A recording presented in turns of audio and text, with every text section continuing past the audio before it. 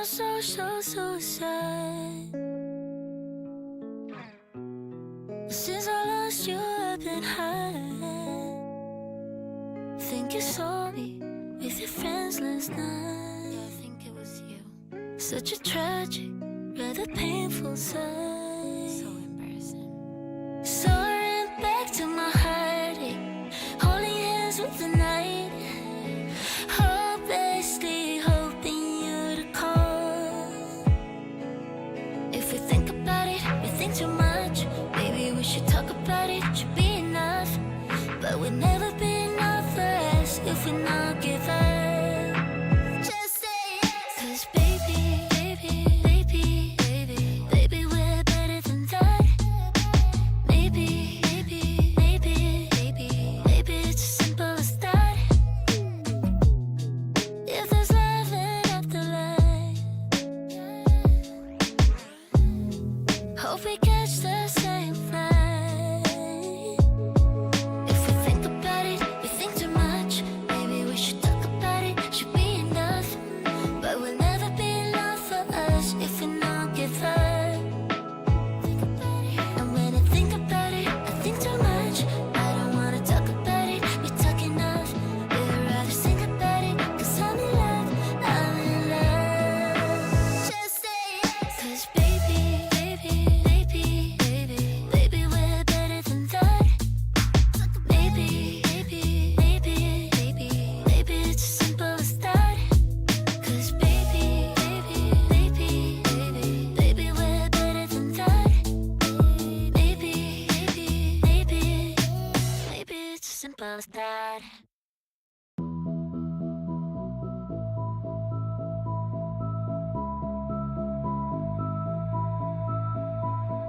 Come as you are and leave as you please, as long as you're pleasing me, baby. Do what you want, you're not mine to keep, as long as you're driving me crazy. They say lovers never make it without someone wanting more, but I know my heart can take it. It's the only thing I know for sure. Baby, it ain't love, but I'm loving the way it feels. It ain't love, but I'm in it for all the thrills, yeah. Why does it have to be forever to count? It ain't love, but it's enough. Oh yeah, it ain't love, but it's enough. Oh yeah, kiss me right here, then kiss someone else. We don't know each other, each other. If you disappear, I still have myself, or I can just look for another. They say lovers never make it without someone wanting more, but I know my heart can take it. It's the only thing I know for sure. Baby, it ain't love, but I'm loving the way it feels. It ain't love, but I'm in it for all the thrills, yeah. Why does it have to be forever to count? It ain't love, but it's enough. Oh yeah, I need your love and I don't need your love. I need your love and I don't need your love. Oh, I need your love and I don't need your love. It's the only thing I know for sure. Baby, it ain't love, but I'm loving the way it feels. It ain't love, but I'm in it for all the thrills, yeah. Why does it have to be forever to count? It ain't love, but it's enough. Oh yeah, it ain't love, but it's enough. Oh yeah. Hello. Hi, guys. Hey, I saw a lot of people in the chat asking about those songs. I did too, because that first one was really short. It was like a minute and 50 seconds or something, so I threw two in there. The first one, which I love that song. I was like, it has to be here, but it's so short. Better Than That by Zorro, Zorro. And then that last one was It Ain't Love by Snake City. You should be able to find them on Spotify. Usually these songs from Epidemic Sound are also on Spotify. So I don't know. Check it out if you like it. We got a itty bitty fat kitty right there. Chilling. Oh, you know what else we got? This might even scare the cat, but...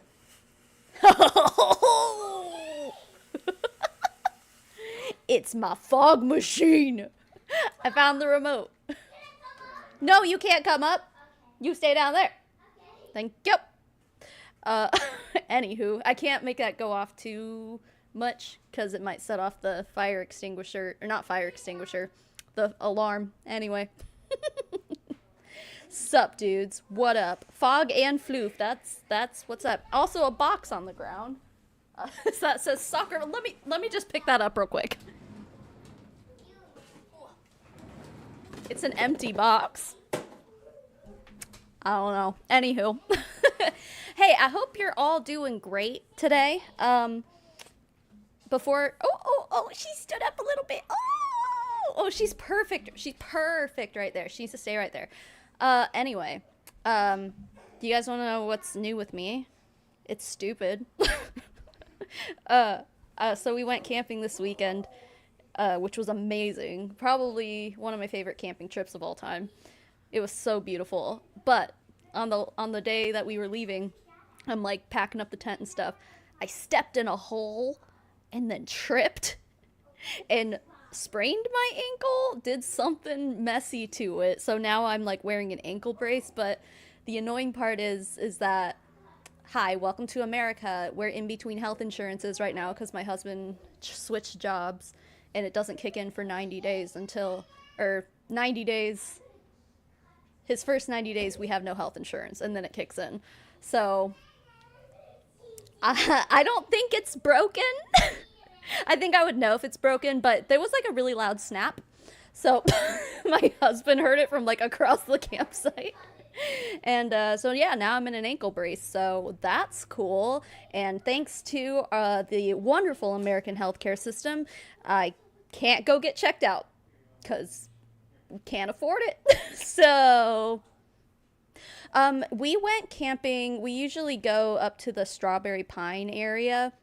Prescott's nice. We have an area in Prescott we like to go to also that has like a beautiful overlook, but like you have to hop a fence to get there. We're trespassing if we go there, but like it's so beautiful. No, we usually go out to just like disperse camping out in it's like in between Flagstaff and Payson, kinda in that area. But yeah, it's a lot of fun. Good thing you're closer to the ground. Oh, because I'm short. That's true, but it still hurt. Anyway, a low income clinic, sis. Ain't nobody got money for that.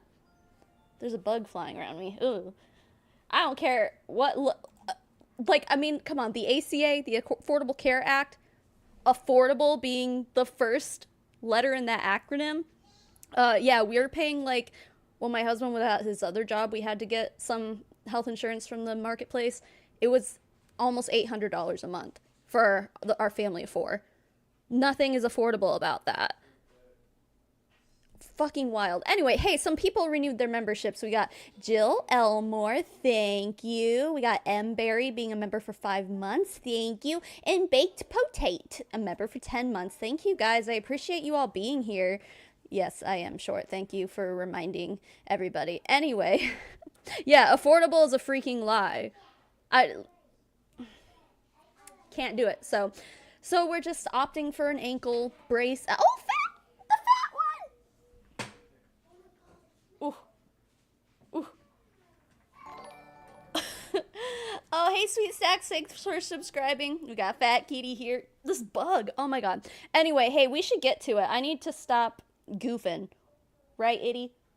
We gotta stop goofing. So, what this damn debauchery is, go over there, fatty. So this video, I saw Erin Bees, my dear, wonderful, beautiful friend Erin Bees, reacting to this yesterday on her live stream. And I messaged her this morning and I was like, excuse me, can you please send me this video because I hate these people. So these two people are multi-level marketing distributors in the MLM called Purium, I believe. Hold on, let me get my this mic or these headphones were on like noise isolation mode, so I could only hear my voice in my head. Anyway, better now. Yeah, so Purium, that's an MLM that I feel like I've heard the name before, but it's not one that gets covered often. I don't know how long it's been around. It's definitely not new because I found a compensation plan from 2017. Martine Hubert, thank you for the super sticker. I appreciate it so much. And it's your third super sticker of the live stream. Thank you. Jen Gerard of Gerard Cosmetics. Is that you? Hey girl, hey. Thank you for being here. And thank you for joining. I appreciate you guys. Jen has been telling me some wild stuff about, well, I don't know if I'm allowed to say anything because she might be doing legal stuff with it, so I won't say. But there's some tea going on, and if she ever tells me that I can, you know, make a video about it or whatever, I'll spill the tea. But it's wild. Anywho, these people, Purium, don't know how long it's been around. This video is of them claiming to debunk anti-MLM. And you know we love that shit. We love that shit. Quinlan, thank you for being a member for 17 months, and thank you for also being the best mod that anyone could ever have. Thank you.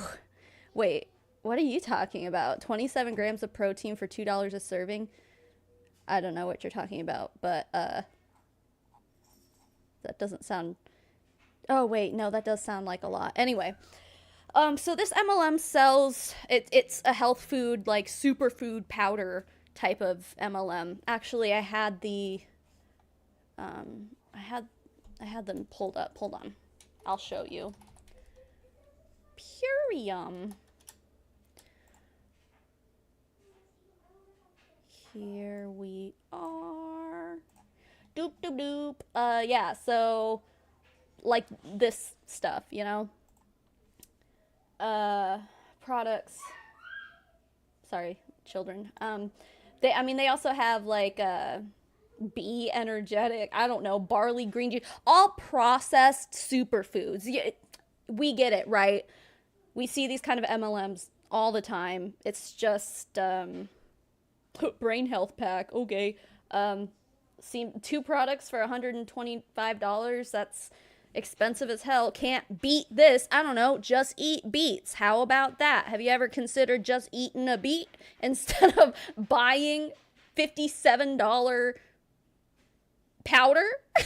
Like, what is in this? Is there anything else other than beets? Okay, there is other stuff. Brown rice syrup? What is this? Oh, it's a pre-workout. Okay. Oh, hi, Pop-Tart. Pop-Tart's here. Hi. Oh, she doesn't like to be picked up. And she's being a little, she knows. So she's a little standoffish right now. Yeah. We get the point, right? Oh, look, they have a dog product. Superfoods for your super dog. Leave the dogs out of this. Oh my God. Anywho, y'all get it. So these two people, I had Aaron's live going yesterday, kind of in the background of what I was doing. And, oh, I love the Pop-Tarts in the chat. Look at them. Yeah, leave the babies alone, for goodness sake. Yeah, every time I came back to whatever Aaron had going, I'm like, these people are just pretentious fucks. They are infuriating. They're very, like, know-it-all. Like, you know, you'll see. They really are, like, they're very condescending. Like, they know everything. Anti-MLM. All these people are idiots. They're stupid. They're, like, terrible stuff. So we're gonna see a lot of that today. Yeah, they're pretentious and awful. Also, I remember at one point they bring up unaliving I think it's towards the end though. So, I don't have a timestamp for it though. I just remember hearing it on Aaron's live yesterday. So they're those kind of people, you know. Tanya, thank you for being a member for 13 months. Pop-Tart is the right religion. Pop-Tart is the only religion. Okay, one other thing. This video is an hour long. I threw it into Premiere today and had the AI cut out all the pauses and the filler words. It's still an hour long, so it only cut out like a few minutes worth of pauses and stuff. These people don't really take a lot of pauses. They're just talking and talking and talking, and every word that comes out of their mouth is more pretentious than the last. So I'm going to click play here, but please make sure that you're leaving a like on this stream. Oh, Aaron Bees. It's ERINBIES. Aaron Bees, friend of the channel. She reacted to this yesterday. So anyway, without further ado, yeah. Leave a like, leave a lick. It's beet powder flavored today. All right, here we go. Play. Hey, okay.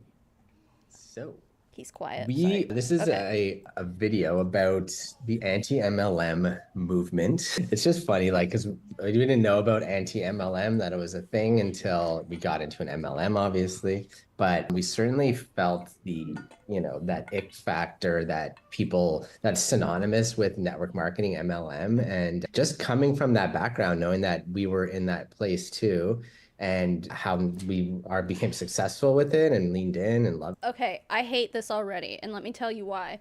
This is the same old shit we always hear that's like, oh, I used to be anti-MLM too until I found my company. And my company is not like other companies. It's that.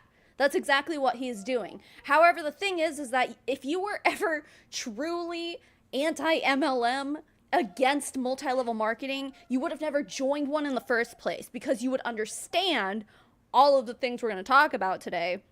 You would understand why our movement exists.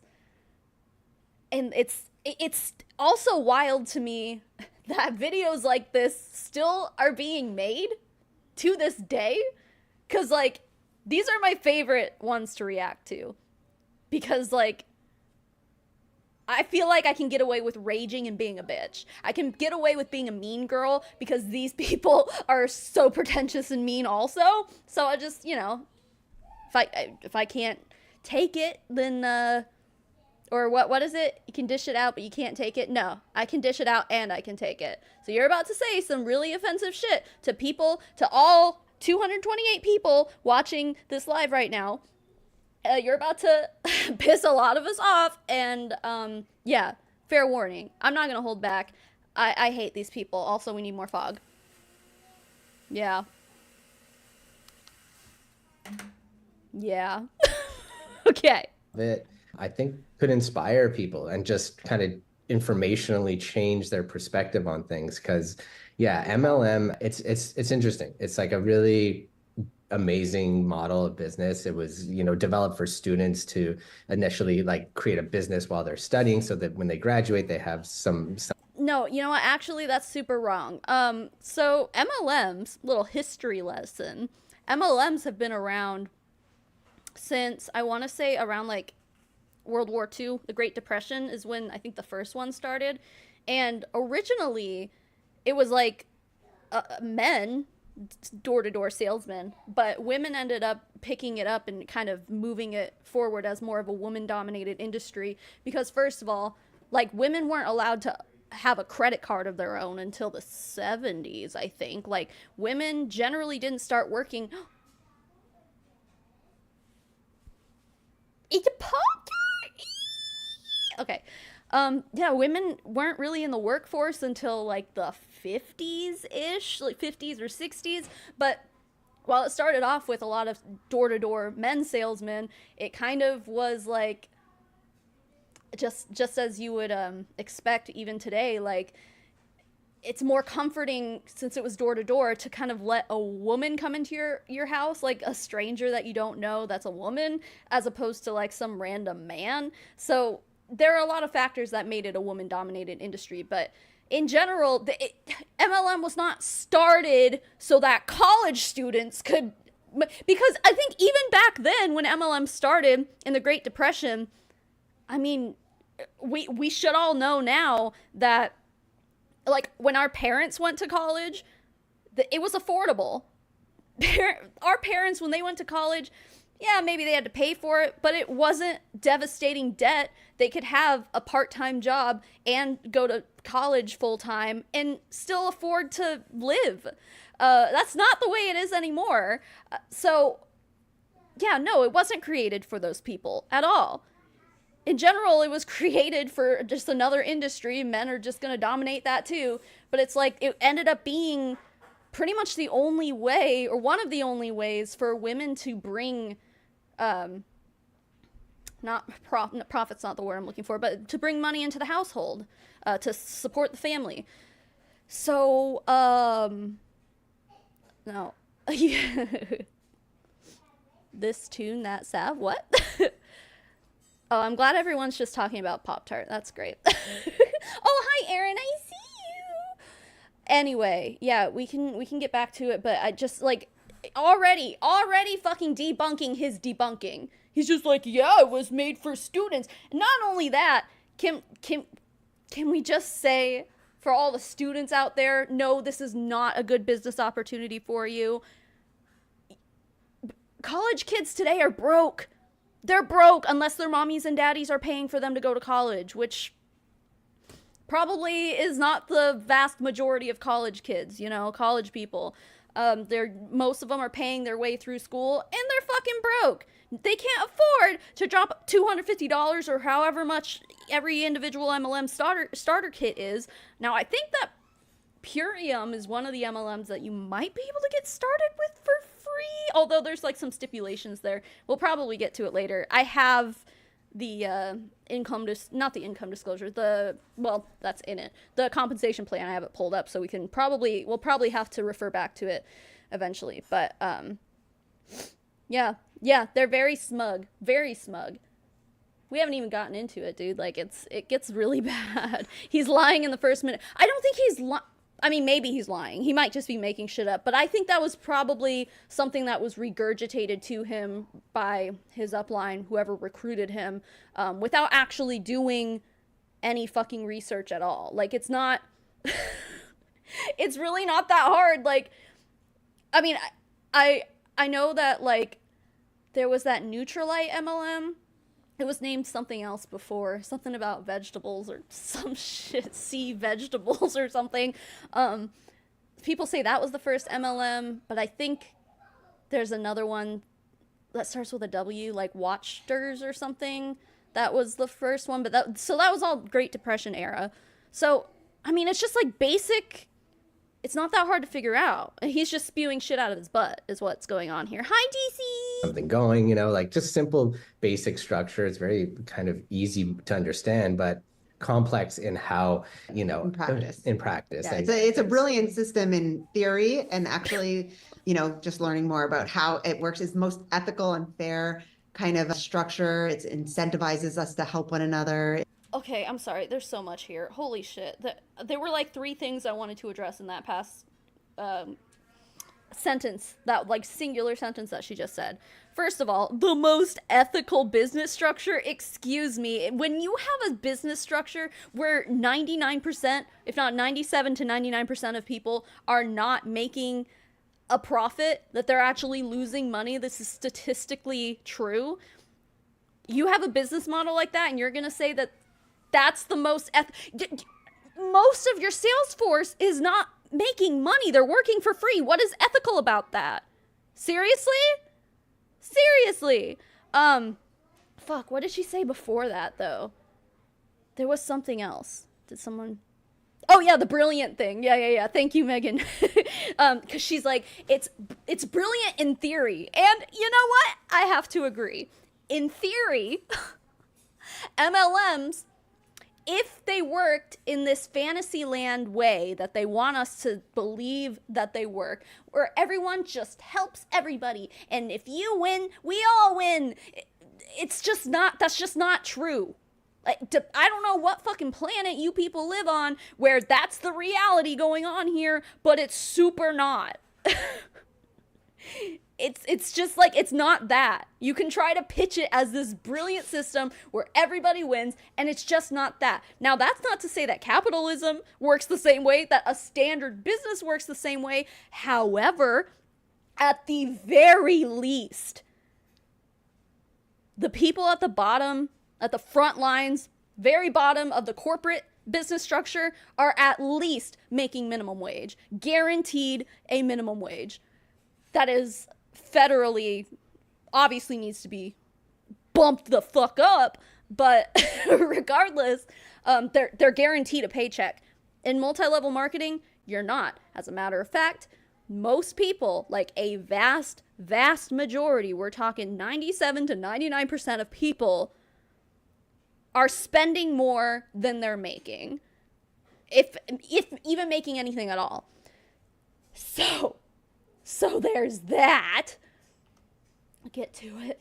It's equal playing field. And like Jared said, it was really designed for people who are in school so they can start to, it's so where the fuck did you get that?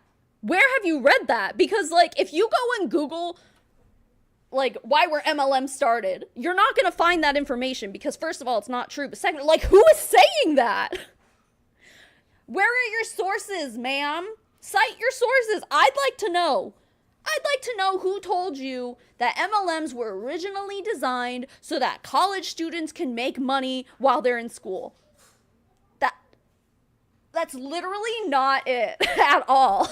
The industry took off because of women not being able to provide monetarily and financially to their households, because they just weren't in the workforce at that point. So for fart's sake, I know every sentence, right? And this is an hour long. I'm not going to guarantee that we're not going to be here all night.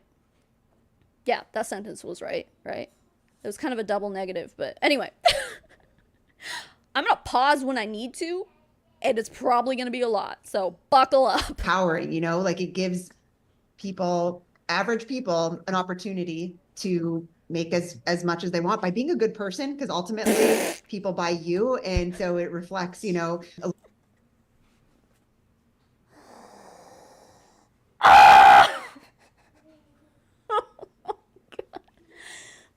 successful in an MLM by being a good person.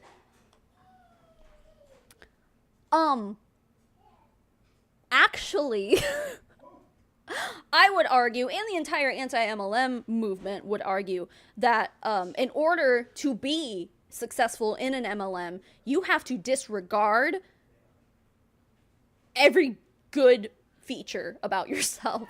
You have to disregard other people. You have to stop being compassionate. You have to stop being understanding. You have to stop being responsible, really. You have to spend a lot of money in these fucking companies. Let's get that straight there too. My children, my family, they're all playing downstairs. They're so cute. DC, you're raging in solidarity. Thank you. It's kind of like the opposite. Yeah. Yeah, Hannah, exactly. You have to be okay with lying out your ass. There you go. There's a good one. No research. You are done looking for the truth. The truth is now from your upline. You have to not give a shit what happens to the people you recruit. The only thing you care about is the amount of people that you recruit and how much money they're making you. That is how you become successful in an MLM. Every quality that makes somebody a good person has to go out the window when you join one of these companies. And I think that's why so many people fail, aka quit, because they get into it, they're in there for a few months, and then eventually they're going to realize that, hey, you know what? This business opportunity isn't actually what I thought it was. It was pitched to me as this like easy, almost get rich quick. They say all the time, like, it's not a get rich quick scheme, but then out of the other side of their butt, they're saying, oh, you're going to make so much money. You're going to like really setting like really high expectations for their audience to be like, yeah, hey, join me and you can be financially free. You can go on a trip to the Bahamas. You can get a car. You can do all these things. And it's like, okay, so those are really unrealistic expectations. Great job. So then most people will get into it and be like, wait, this was pitched to me. I've been in here for 6 months and I have only lost money. What the fuck is going on? Once they realize, like, if I want to actually make money, I'm going to have to start lying. I'm going to have to start manipulating. I'm going to have to start being literally a terrible person.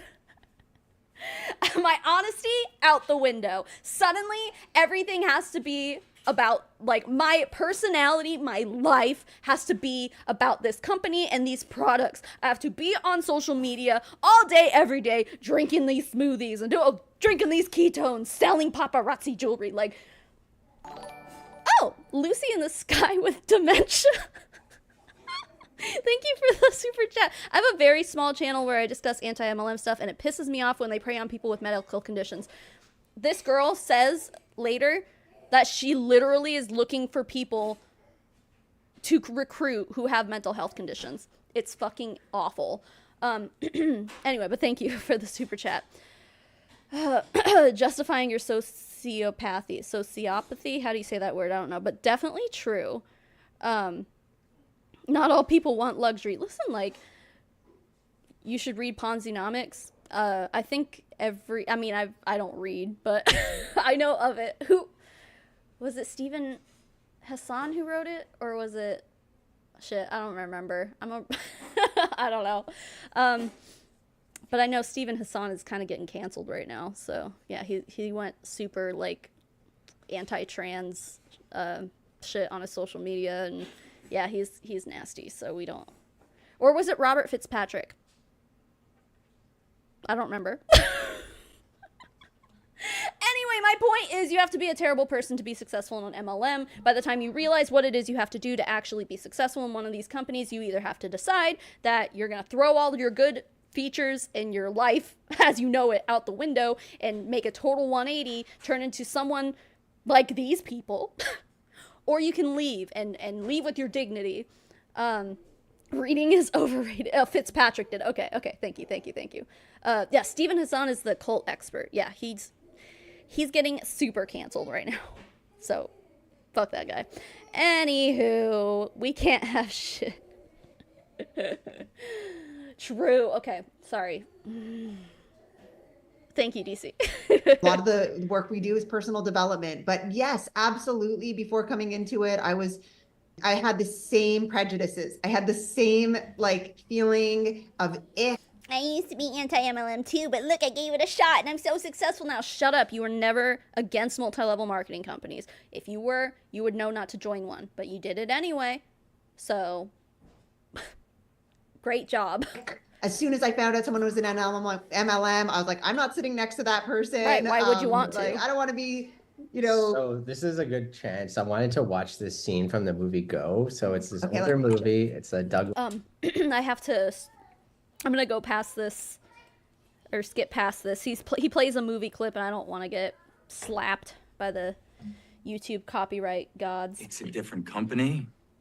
It's a different quality of product. Okay. Yeah, everything from top to bottom there is spot on because it's ends. I've been on both ends of that. Yeah. So just like that icky, like being uncomfortable, like in a corner, like I might be pitched to right now by some people and them on their side, seeming like they're in this cult. They're offering like a good opportunity. They're like, you know, think they mean well, like, and you know.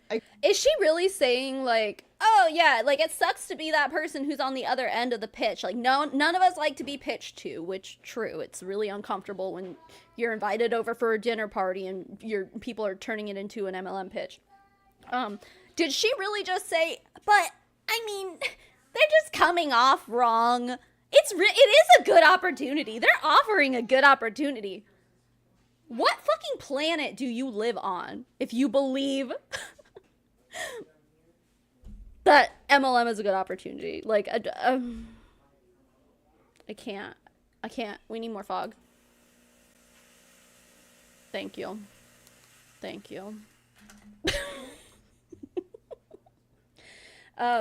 They mean well. No, what they mean to do is to line their pockets with the money of whoever will join their team. I mean, ultimately, really, like, hello, I know most of us in the anti-MLM movement have either been in an MLM or known someone close to us who's been in MLM. So it's like we all have, like, everyone knows someone who's been in an MLM, okay? Like, we all have, like, a personal story, one way or another, you know? So she's, like, making it sound like, oh, no, people just don't know. It's like, yeah, they do, though. They do. But I can they see come how across. it seems so, oh my God, so phony. And like, it's That's just how so most cringe. people think. Okay, this is general consensus, and that is still, it's like 20 years old, that video, that movie, and it still holds true. Like people are like, oh, you do like you recruit people, and it's a sales agents teams and pyramid scheme, and like it's all under like that guise, right? Aaron says I need to read their video description. Please hold. Oh, hold on. Where is it? Hold on. I have to go to their actual YouTube channel because I have this video downloaded. But if Erin insists, she knows what she's talking about. Okay.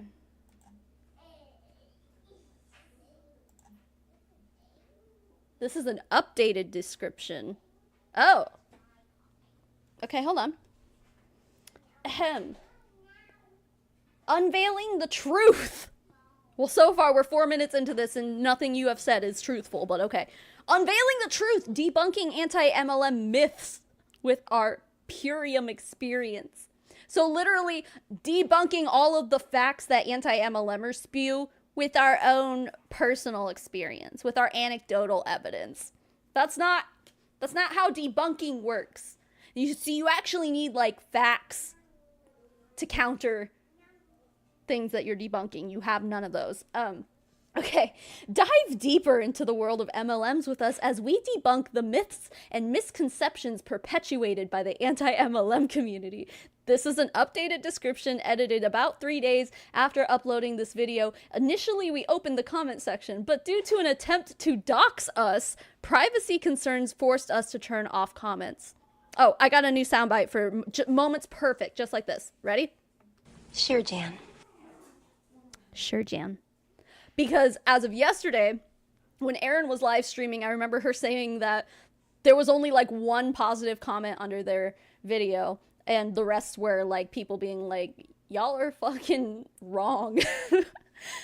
Something tells me that they could dish it out, but they can't take it, which is exactly why I really wanted to respond to this or to react to it, because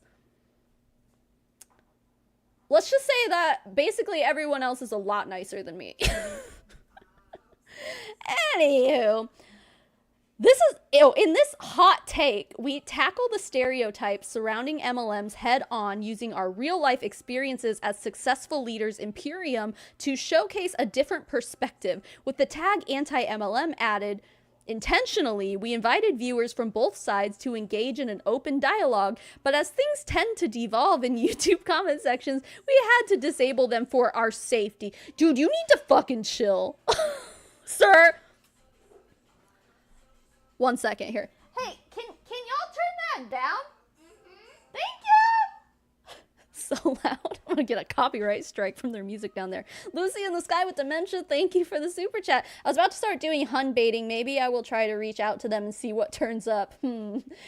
Sounds fun. Go for it. Where was I? Yeah, to me, I feel like them turning off the comments was just like, oh, we really thought that people were gonna be nice to us, and it's like, no. Nope, not here.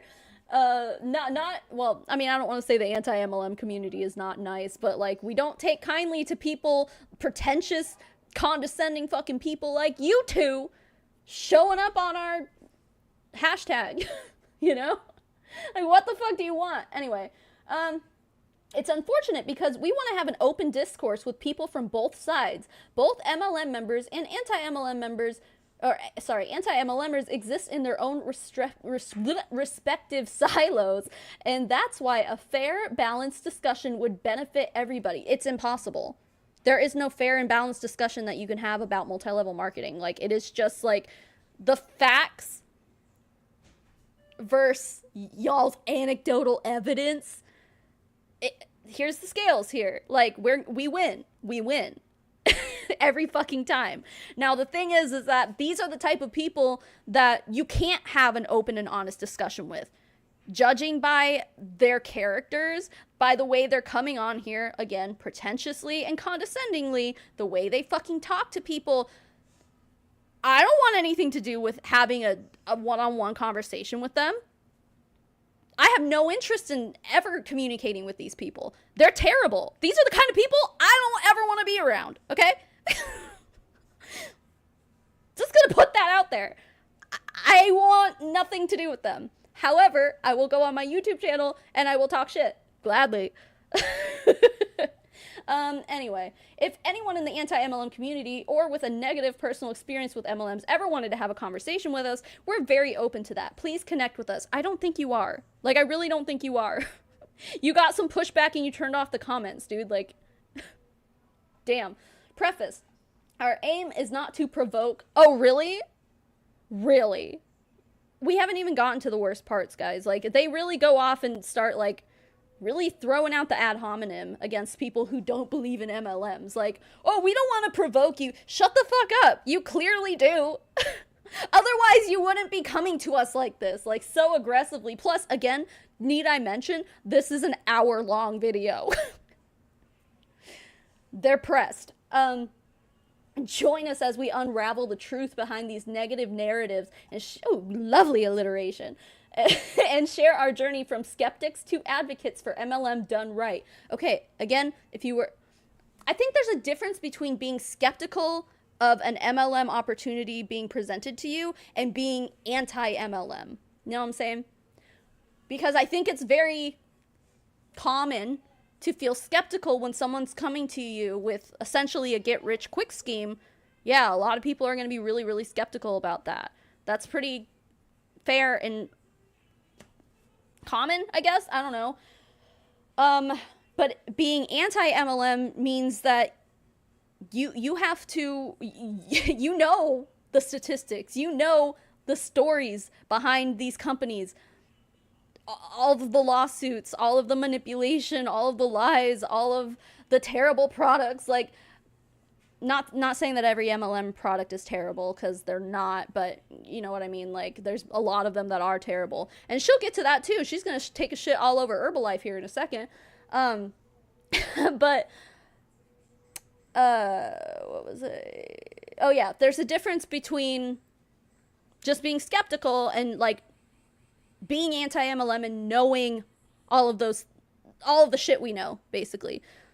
How myself and so many other people have YouTube channels built on this topic with hours and days and weeks worth of content, probably months if you were to watch it all the way through. It's just kind of like a never-ending rabbit hole that there's so much fucked up with it. There's so much stuff that's wrong with it that, like, you can never get to the bottom of the rabbit hole, dude. So that's what it means to be anti-MLM. You people are just, we were skeptical. Not the same thing. Not the same thing. We are not cut from the same cloth here. You were never, oh, I was anti-MLM, but I gave it a chance. That's not, no. Anyway, sorry. I have so much to say. Okay, our story. 6 years ago, we stepped into the MLM world with Purium, drawn in by the quality of our organic raw food products. I'm sorry, do I still have this tab open? I don't think, no, I closed it. Didn't we all just see that your products are actually, like, extremely processed foods? It's not raw food. None of that was raw food. It was processed. You had, like, powders and shit. That's not raw, natural, like, that's processed foods. But, okay, anyway, despite the skepticism surrounding MLMs, our genuine, well, I mean, it's not even skepticism. It's just, like, knowing how shitty they are and deciding to speak out against them. Like, it's past, for us, it's past skepticism at this point, because we know the truth. Please. Okay. Our genuine love for the products led us to share our experiences authentically, akin to recommending your favorite kitchen tools, olive oil, or fruit market. What?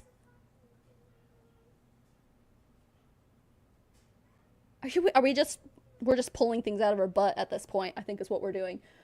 Challenging perceptions. We understand the skepticism surrounding MLM. Do you, though? I don't think you do. And the risks associated with direct selling. No, see, here's the thing. Direct sales and multi-level marketing are actually two different things. They're often conflated, the two, but they're actually different. So multi-level marketing, well, okay, no, let's start with direct sales. Direct sales is basically like how Avon used to be before it was an MLM. Avon's a perfect example of this.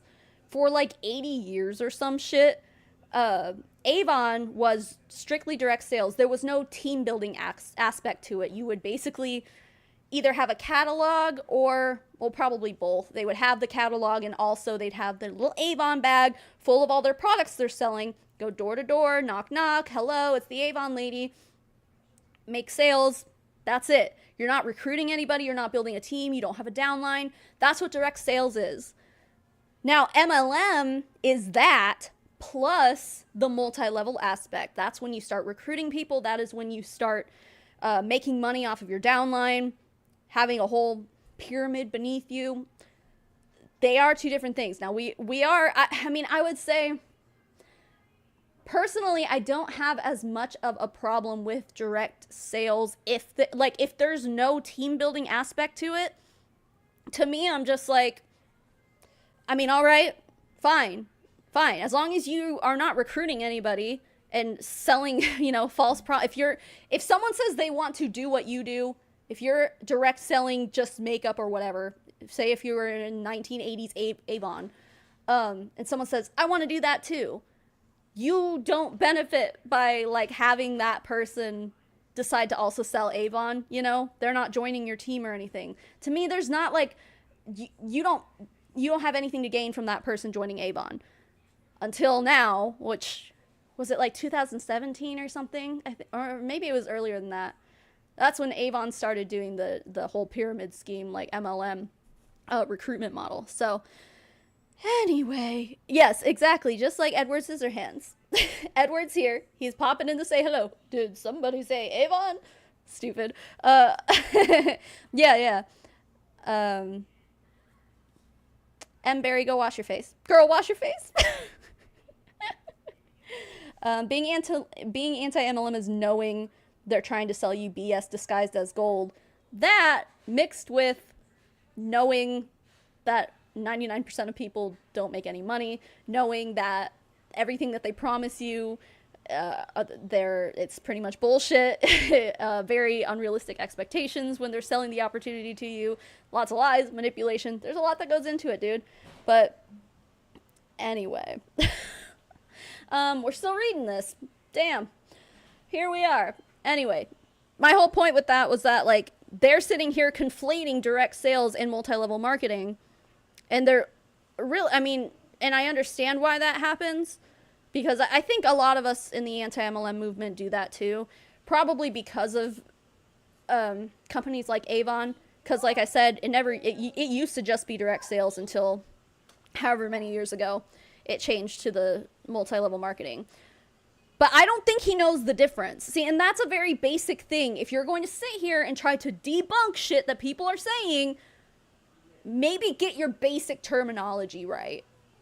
So there's that.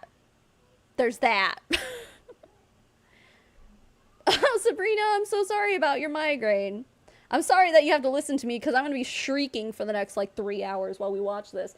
I don't know how good this is going to be for a migraine because it gets really bad. Okay. Where were we?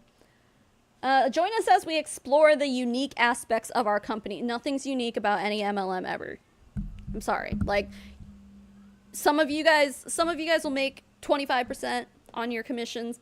Some of you guys will make 15%. Some of you guys will make 40%. But aside from that, it's all basically the same. Percentages and payouts and bonuses, different dollar amounts, different percentages, generally still the same. Anyway, yeah, unique my butt. of our company, an innovative compensation plan. Again, I have the compensation plan pulled up. I was reading it before this before I went live. It's really no different from any other compensation plan I've ever read. Same shit, different company. And it sets it apart from the traditional MLM model. No, it's the same. The real difference, as we delve into the common objectives to MLM, including pyramid structures and low success rates, we offer insights into how Purium defies these stereotypes. Challenge your belief systems and hear us out before making any judgments. No. Actually, no. We already know. We know what you're here for. You're here to try to clear your name. You're here to try to be the big bad wolf against the tiny little anti-MLMers who were just like annoying little chihuahuas like burr, burr, burr, burr, burr. And he's like, I'm the big bad wolf. I'm going to defeat all these people. We know that's what you're trying to do. You're not trying to have a conversation, sir. You're not. You're trying to divide and conquer. And it's not going to work. Not here anyway.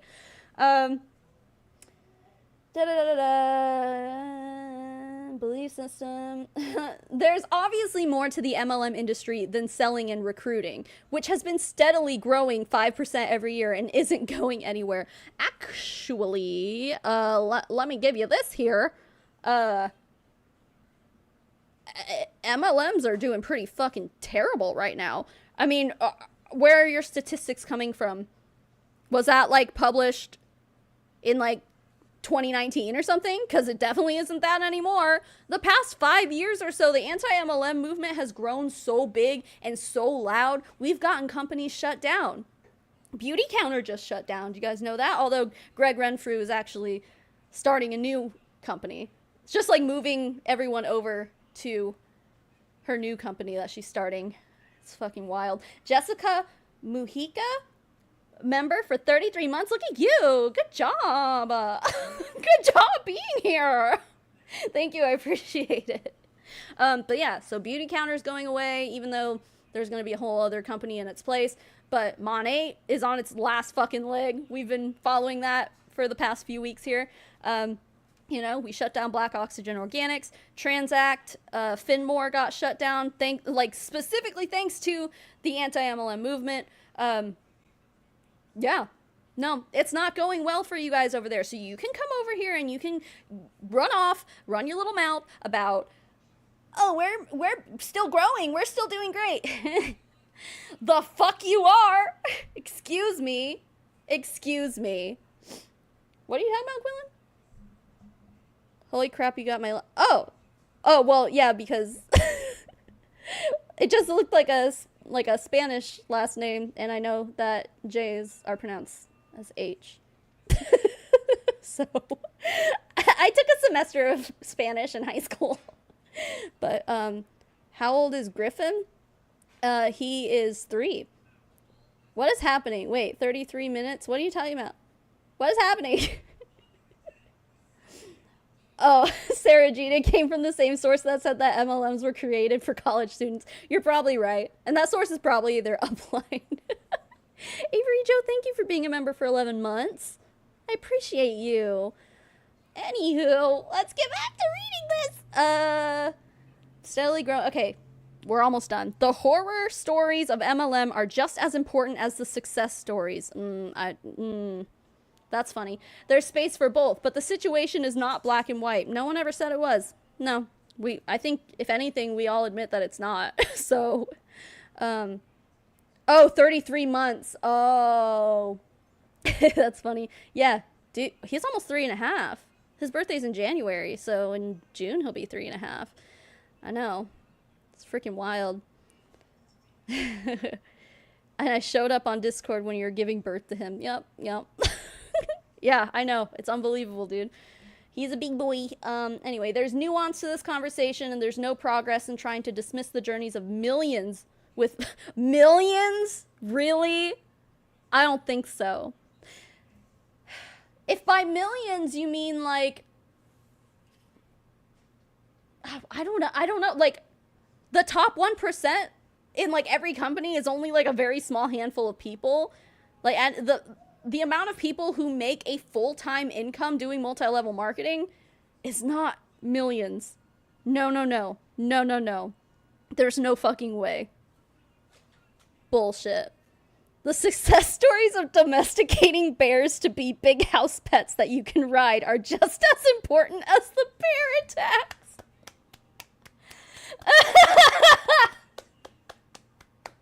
Oh, that's so good! That comment wins, Hannah. Great job. Alright. Blanket statements like only 1% are successful in MLM. I mean, that's not a blanket statement. I mean, I guess it is because it's factually true. Like, okay, here. Is now a good time to pull up their fucking compensation plan? Here we go. Because they have,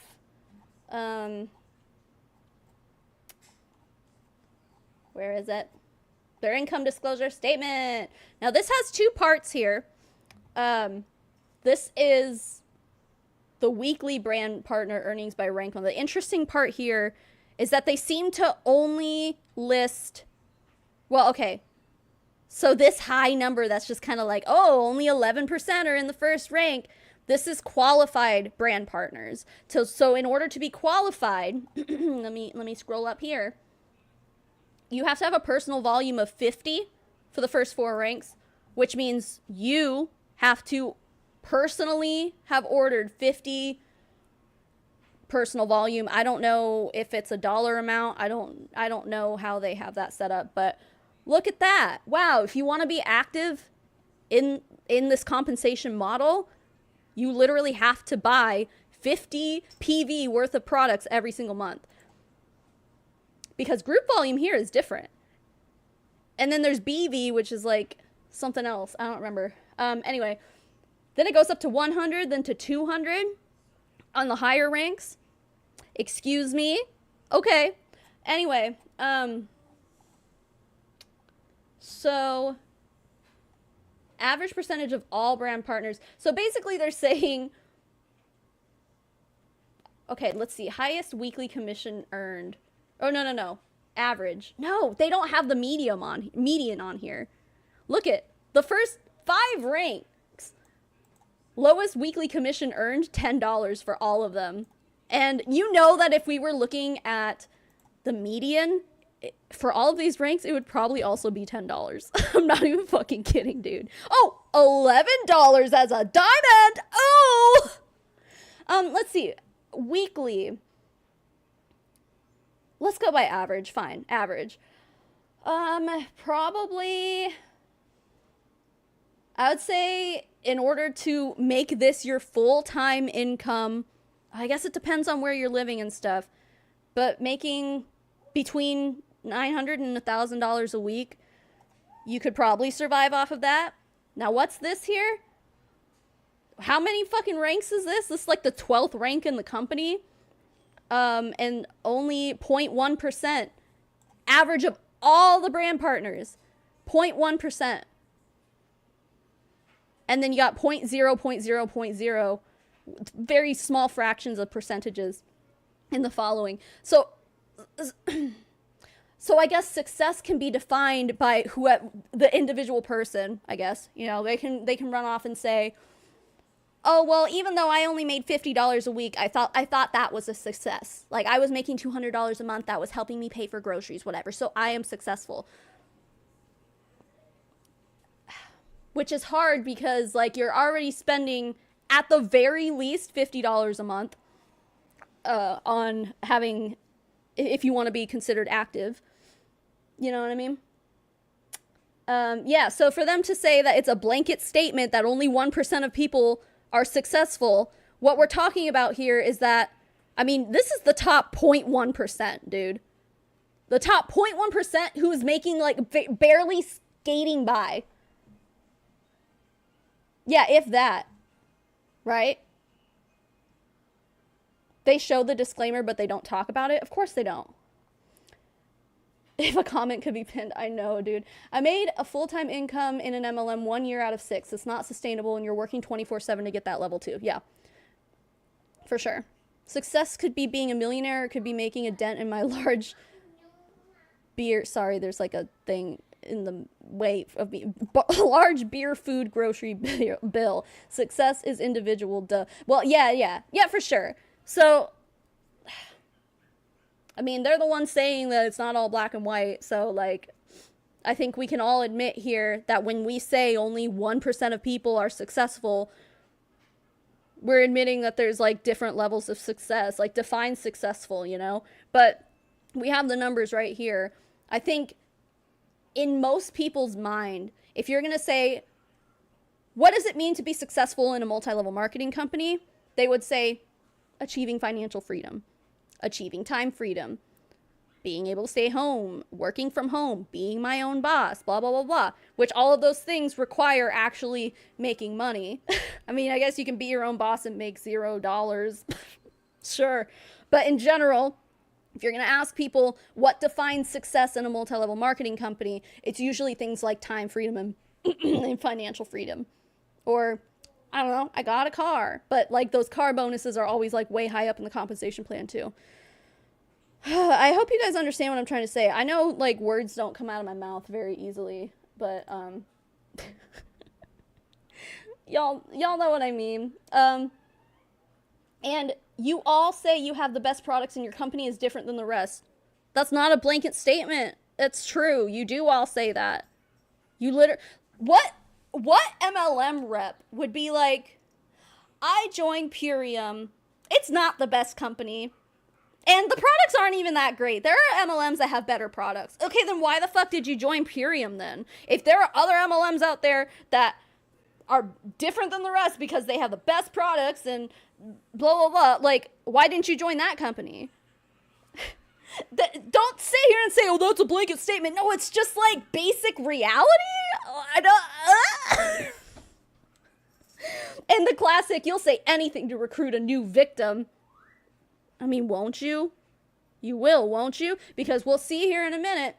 Remember, like I was telling you, she admits to preying on people with mental health issues later.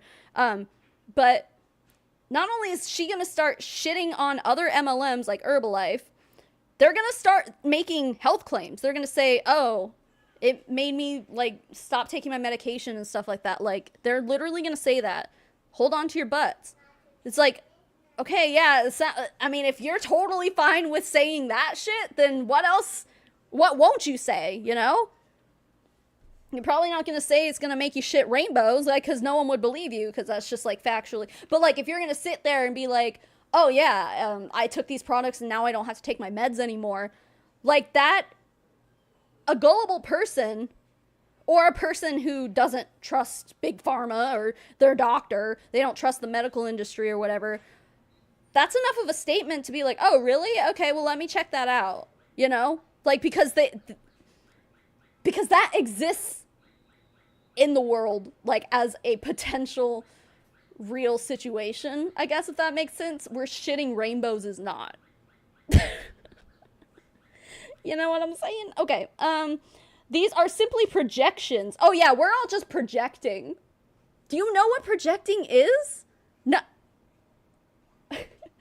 Me saying, you all say that you have the best products and your company is different from the rest. How is that projection? I'm like, when you say, like, you're projecting your own insecurities on me, it's like, how does that statement apply to my life? Like, how would I be using that statement and being like, no, I'm just projecting it onto you. You people are the ones who say that, not us. I mean, we don't say that because we're not in MLMs. Like, what the fuck are you talking about? Recruiting new victims. Again, like, how would I be projecting that onto you? I'm not recruiting people. Like, recruitment is not part of my job. It's not part of my life. Like, I can't project that onto you because I'm insecure about me doing it too. Like, that's not it, dude. It's basic reality might be my favorite quote ever in response to some of this stuff. I'll put it on a t-shirt, dude.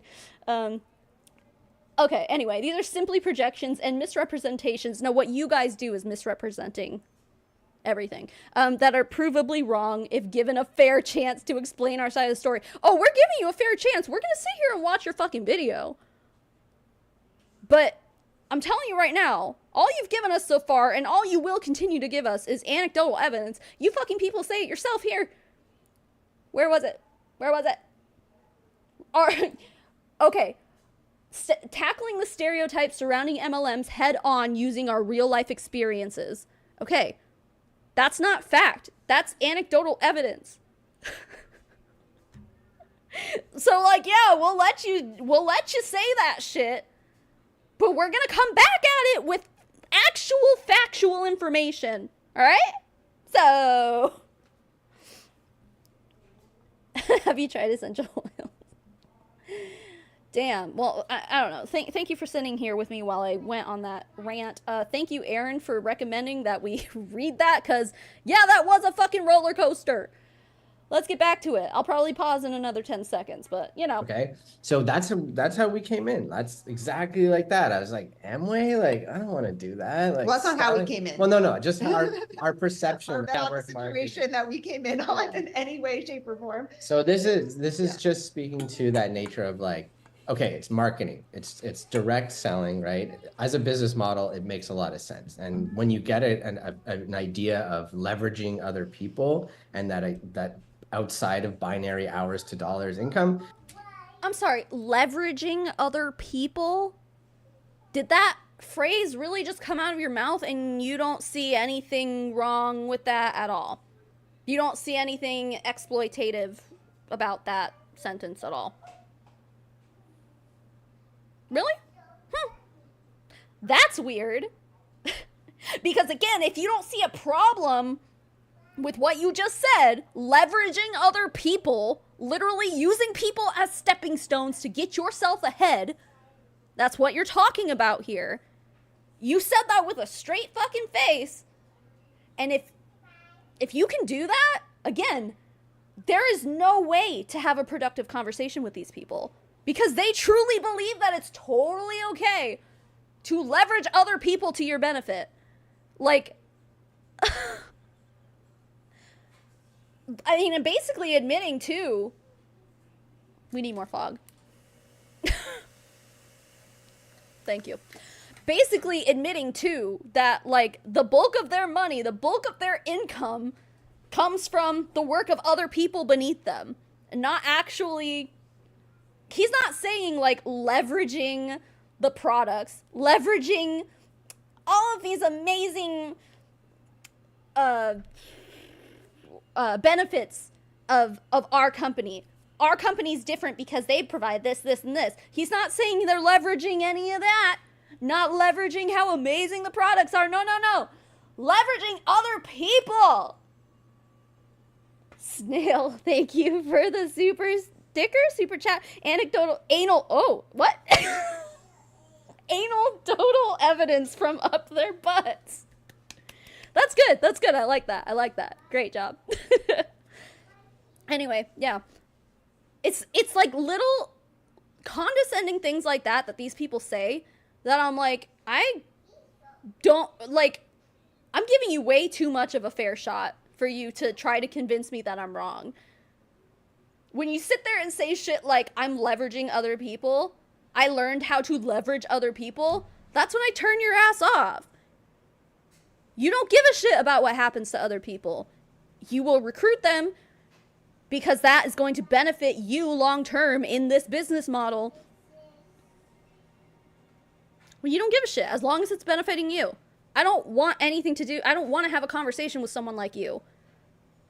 We're not cut from the same cloth, dude. Passive income, beach money, the 4-year career, Beach like money. that is very attractive. Like, I think what they were even painting there, that picture, like, they were speaking to the wrong people. Like, those people were obviously not open. Like, I can't remember the movie now. They're So. actors, but they thought they were like hitting on them, but it's all Okay. just confusion. Okay, I have to see that movie again anyways, but that was like, you can see clearly, like, that would, like, maybe there would be someone who that would be an incredible gift to, I don't know, like, to receive that.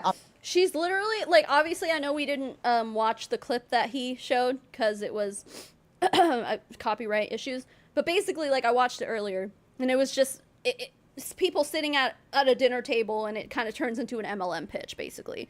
She is sitting here defending that person in the movie clip who invited all these people over for dinner and then just started like pitching them an MLM.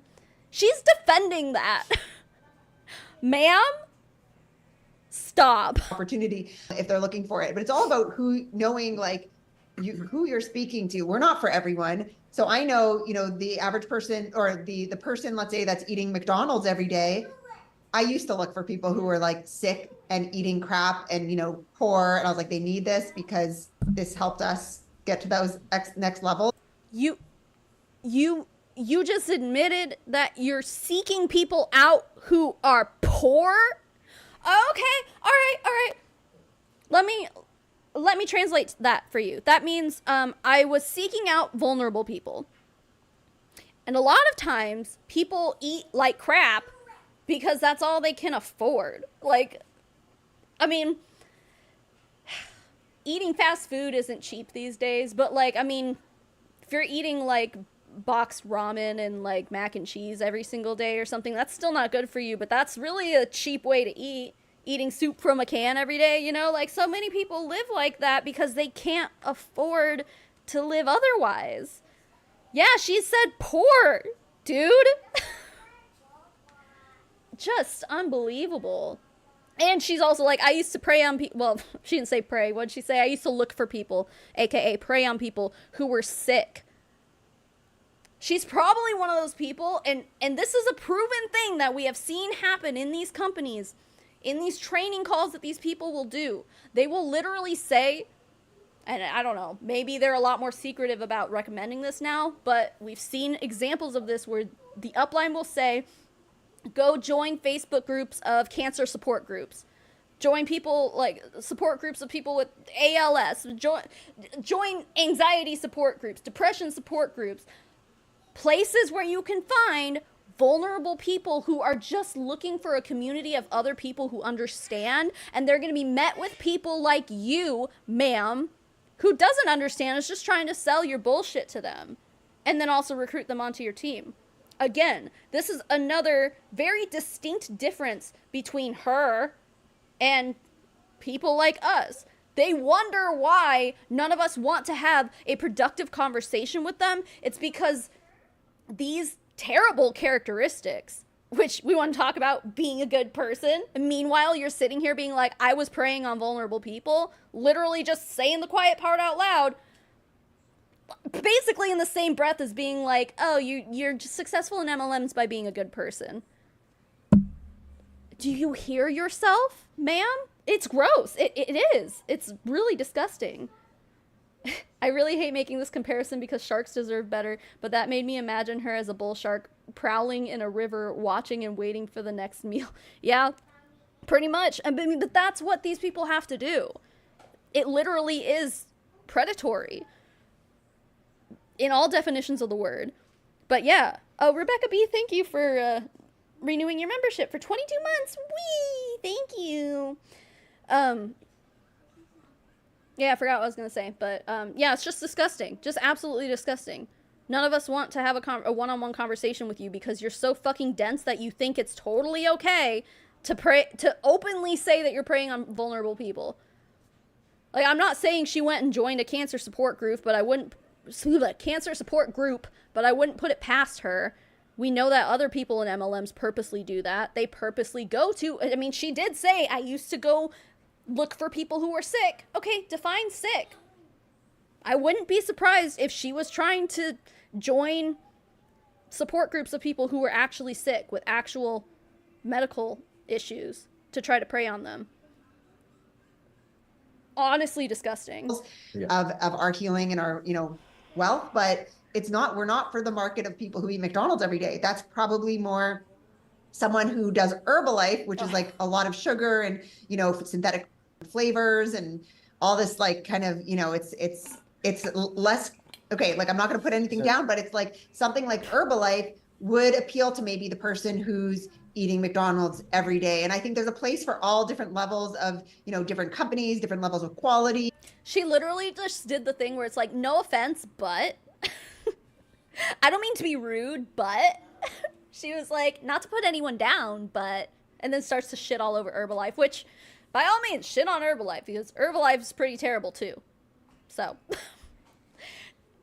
you know, you're right. There's been, there was even, when was it? Oh, was it the 90s or like the early 2000s? Someone like allegedly died from some liver issue after taking Herbalife. Don't quote me on this. But I'm pretty sure there was a death associated with Herbalife, from what I remember, because the products are just that, or were, whenever that happened. I'm sure they've been reformulated since then, I would imagine, but who knows with these people. Yeah, by all means, shit all over Herbalife. But, like, don't sit here and pretend like your products are, I mean, maybe they are better, but, like, it's still an MLM, so. But I know with our level of quality, I know our target audience is someone who's already healthy, is already eating organic, knows the importance of, you know. So maybe let's just preface Yeah. it with, like, if you don't know about Purium, okay, it's just organic whole food. We had incredible health trans. It's super not, though. Organic whole food? No, it's processed powders. That's not whole food. What are you talking about? Like, we go on their fucking website. There's no whole foods there at all. It's all processed into powders, supplements, what have you. So misleading. Informations. Allison went off multiple medications. I lost a bunch of weight and my asthma and allergies. So the food like spoke for itself. Like when we got into it, First of all, it's not food, it's supplements. I mean, basically what you're selling are supplements. Second of all, he literally just said, because of these products, my wife stopped taking multiple medications, I lost a bunch of weight, and my asthma and my allergies, like he was suggesting that he doesn't have asthma and allergies anymore because he's drinking these fucking juices? Stop. I would guarantee that not only are you not supposed to say that, because those are health claims and you're not supposed to be making those, but I would guarantee that Purium would not be happy with you saying that shit either. Because, I mean, maybe I haven't looked that far into it to see if, you know, Purium has had any studies done specifically on Purium by third parties, but I would be willing to bet they haven't. And even if they have had studies done, they're probably paid for by Purium. So that's just, yeah, I don't know. At that point, I'm just speaking, I'm speculating for that. So I don't know. Maybe someone else knows. But don't sit here and say, yeah, if you take these products, you can stop taking your medication. That is dangerous, predatory, also, harmful, what's the word I'm looking for? Reckless. Like, completely reckless. Again, exactly what I was saying before. You don't give a shit about what happens to the people you recruit and sell to. You just care about that money getting into your pocket, sis. Sir. That's all they fucking give a shit about. That they're willing to be like, yep, stop taking my medication because of this stuff. Not even considering the ramifications of that, like how that can harm another person. You don't fucking care. That's why none of us want anything to do with you. We don't want to have a productive conversation with you. It's impossible. All it will do is make us want to ram our heads through the wall. we didn't start as like, we're going to sell this and we're going to make money. We and didn't it's- start as No, business. it's We like we started fell in customer. love with the product. It's really amazing, great Yeah. product. And like Allison's saying, there's a sliding scale of quality. So people unfortunately think of like Herbalife or I just want to Amway say about how we as- got in just for a second, Yeah, go ahead. because I had a lot of people reaching out to me with all these different companies around the same time. It was, going on for a few years where on Facebook, I would have people reach out for Juice Plus and Arbonne and whatever. My cousin was doing Herbalife. I had people prospect. I had someone on us for the Rodan and Fields. I had all these, other companies coming to me. And I was like, there was not even a question in my mind that I was open to trying their products. I would research, a little bit, and I would see like, this is not a quality. How could I put this in my body? And then how would my integrity is like, I would never think to sell something that I don't take myself, that I wouldn't advocate for. So when Purium came into my life, I'll just say it came in from a functional medicine doctor. So it came in from a health standpoint. And Okay.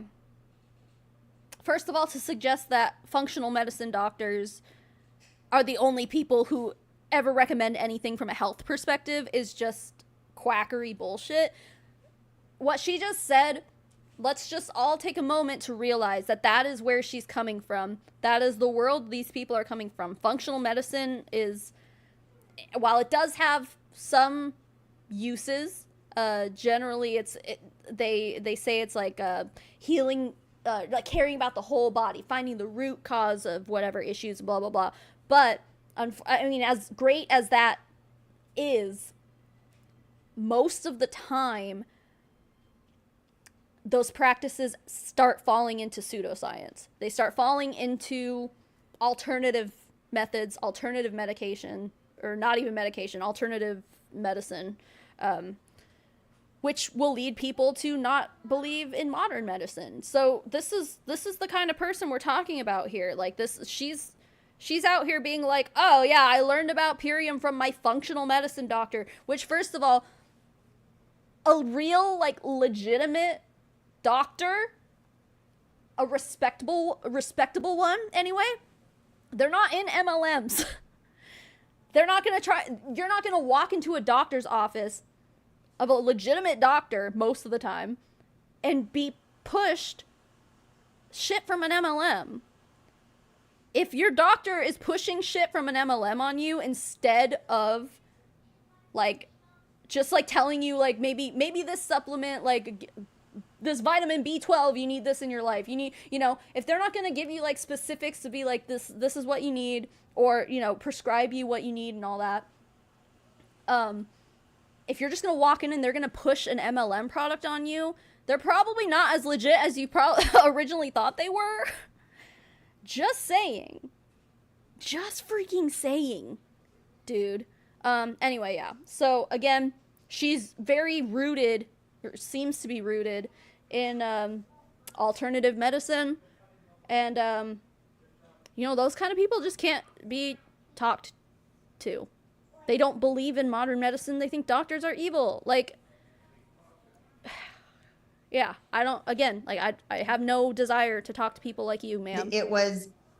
I was taking it for my health. I never normally ordered anything online, but the fact there was only, you know, it was something that you had to order online, right, from farm to family. When I looked at the ingredients, I was really blown away because everything in the ingredients was what I was already taking. I really already believed in. I would have never ordered something or taken something that didn't 100%, you know, like I would have taken it whether, like, I didn't even know I wasn't even concerned with the business opportunity at all. I was purely taking it for health Nutritional and benefit. nutrition. And when it noticeably, if, like, you know, improved our lives, like we were seeing results fast, even if there was a business, if there wasn't a business opportunity, I would have been sharing it. So for me to get my partnership in this, I wanted to continue. Jared was like, we need to get more of that green juice when we ran out. And he was originally like, we need to, you know, like, you've been scammed and whatever. He had like his whole perception of how, you know, it can't, because he wasn't there when I had the meeting with the functional medicine doctor and knew,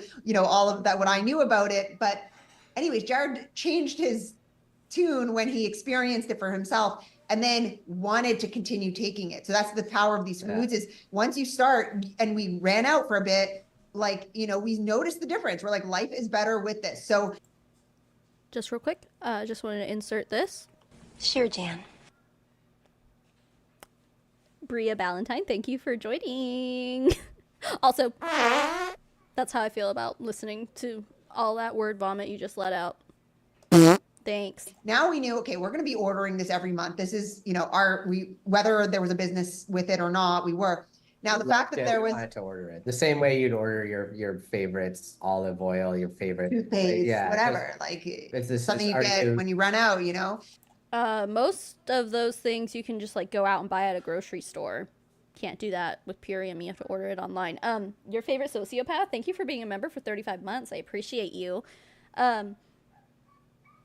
Yeah, he's like, oh yeah, just like you would order your favorite blah blah blah. You just like order it online. It's like, most people, like, if they have like a favorite, I mean, I know that you can order stuff online, but like, I think most people just like can get the stuff that they use regularly at the grocery store, and you can't do that with Purium. So, you know what you can do at a grocery store is just buy the whole raw organic fruit or vegetable that they're processing and putting Imperium's products. You can just buy the fruits there. Yeah. Probably a lot cheaper too. And better for you. I'm just considering maybe it might be better for you. Yeah. And there was a subscription, like loyalty customer price. So why would we not? Of course, we signed up for that. It was a no-brainer. It wasn't like, for us, it was so organic in that way. And then, of course, if there's a gift code to be shared, like I said, we'd be sharing it anyways. It made so much sense. So that's what opened. Well, yeah, but all the MLMs do that. I mean, not everyone has a gift code, but that's how they get you. They're usually like, yeah, you sign up at like how Monate has VIPs or whatever. Like Young Living has their own, like they have the wholesale pricing and then they have the member pricing. Like I think like most MLMs are pretty much doing that now. I mean, there are plenty, like, I don't know, like paparazzi and bomb parties and stuff you have to like go buy through a consultant or whatever. But for the most part, usually it's like, yeah, it's a discount if you sign up. But usually there's an auto shipment involved in that too. And I don't know if that's how Purium works. But I know that that's how all of the other memberships work. Like in order to get those discounts, you have to set up an auto shipment every single month.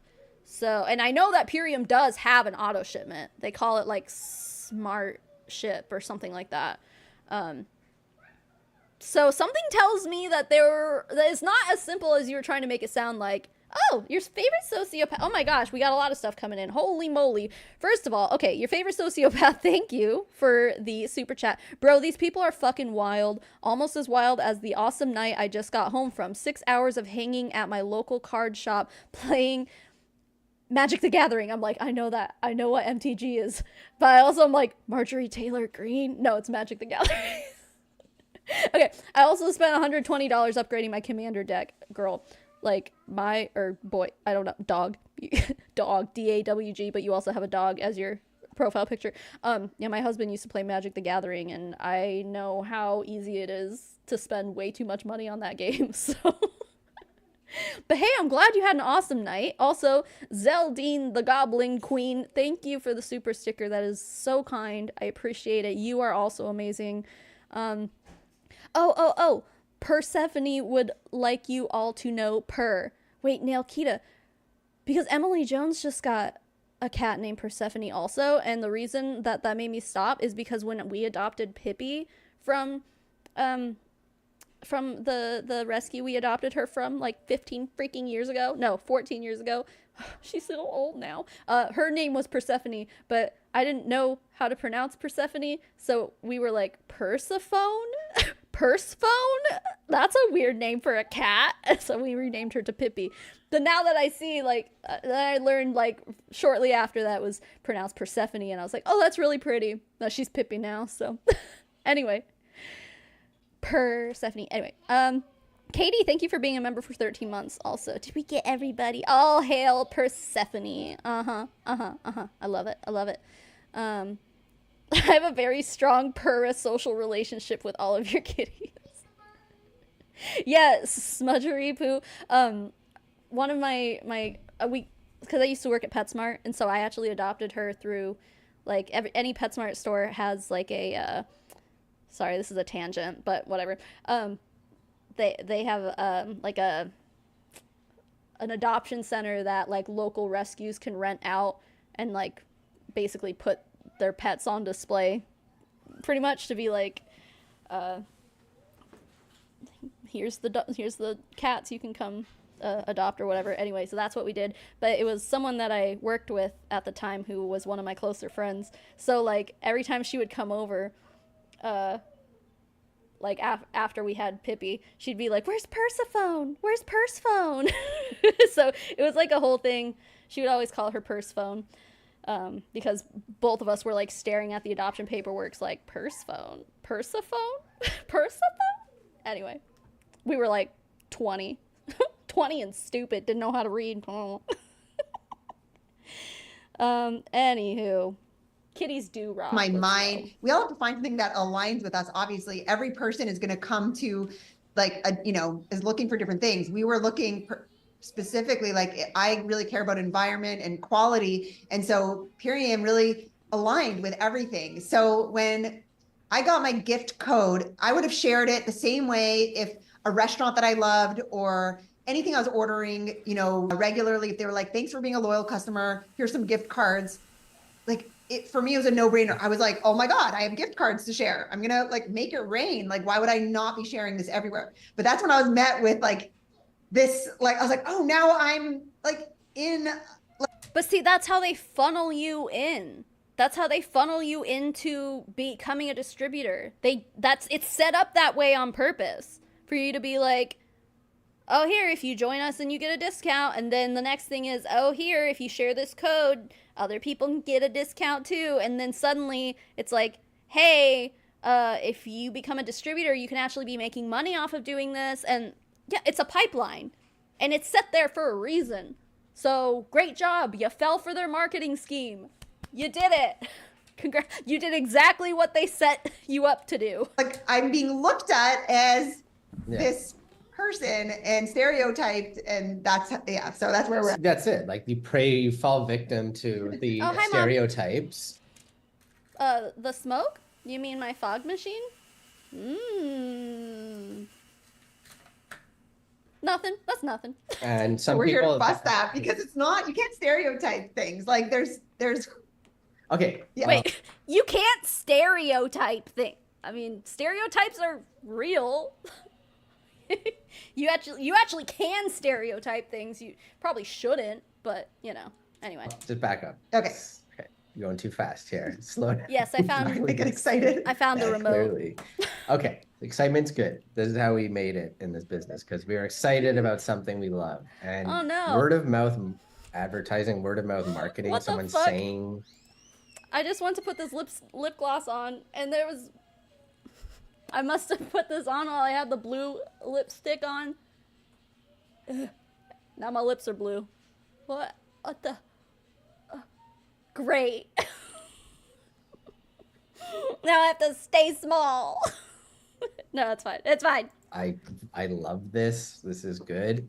Is the most valuable type of marketing. I love this. Hands This is down. good. And big marketers know this. Big companies, agencies, they recognize that. So the fact that we are saying we love this, you should buy it too. People have their guard up because they're like, but wait, you're profiting from that word of mouth. Okay, so and this is something that, wow, damn it with the blue lips. No, I dropped it. Okay, so this is one of the things. It looks so bad. Oh no, I ruined everything. Anyway, this is one of the things that I really wanted to touch on. Is they're sitting here like, we're gonna debunk all the misconceptions, and it's like, you're making that misconception up. So this is something that anti-MLMers like to be like, oh, they're just like, for example, I hear it all the time from my haters. Well, Savannah, you make money off of your YouTube videos, so how is it any different? Well, here, first of all, I'm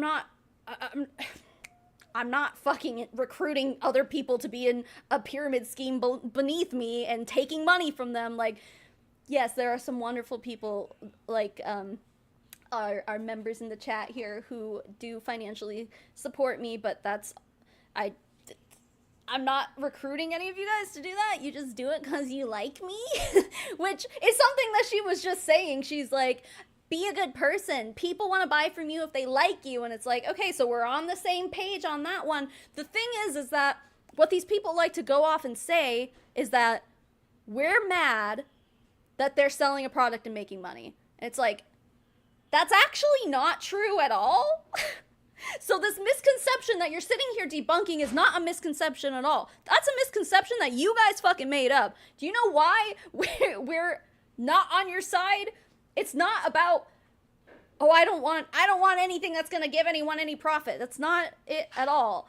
As a matter of fact, like if you have your own small business and you have a skill or you have something to offer and you're trading your time or your goods for money, have at it. You're doing a great job. Like, by all means, I want to support small businesses.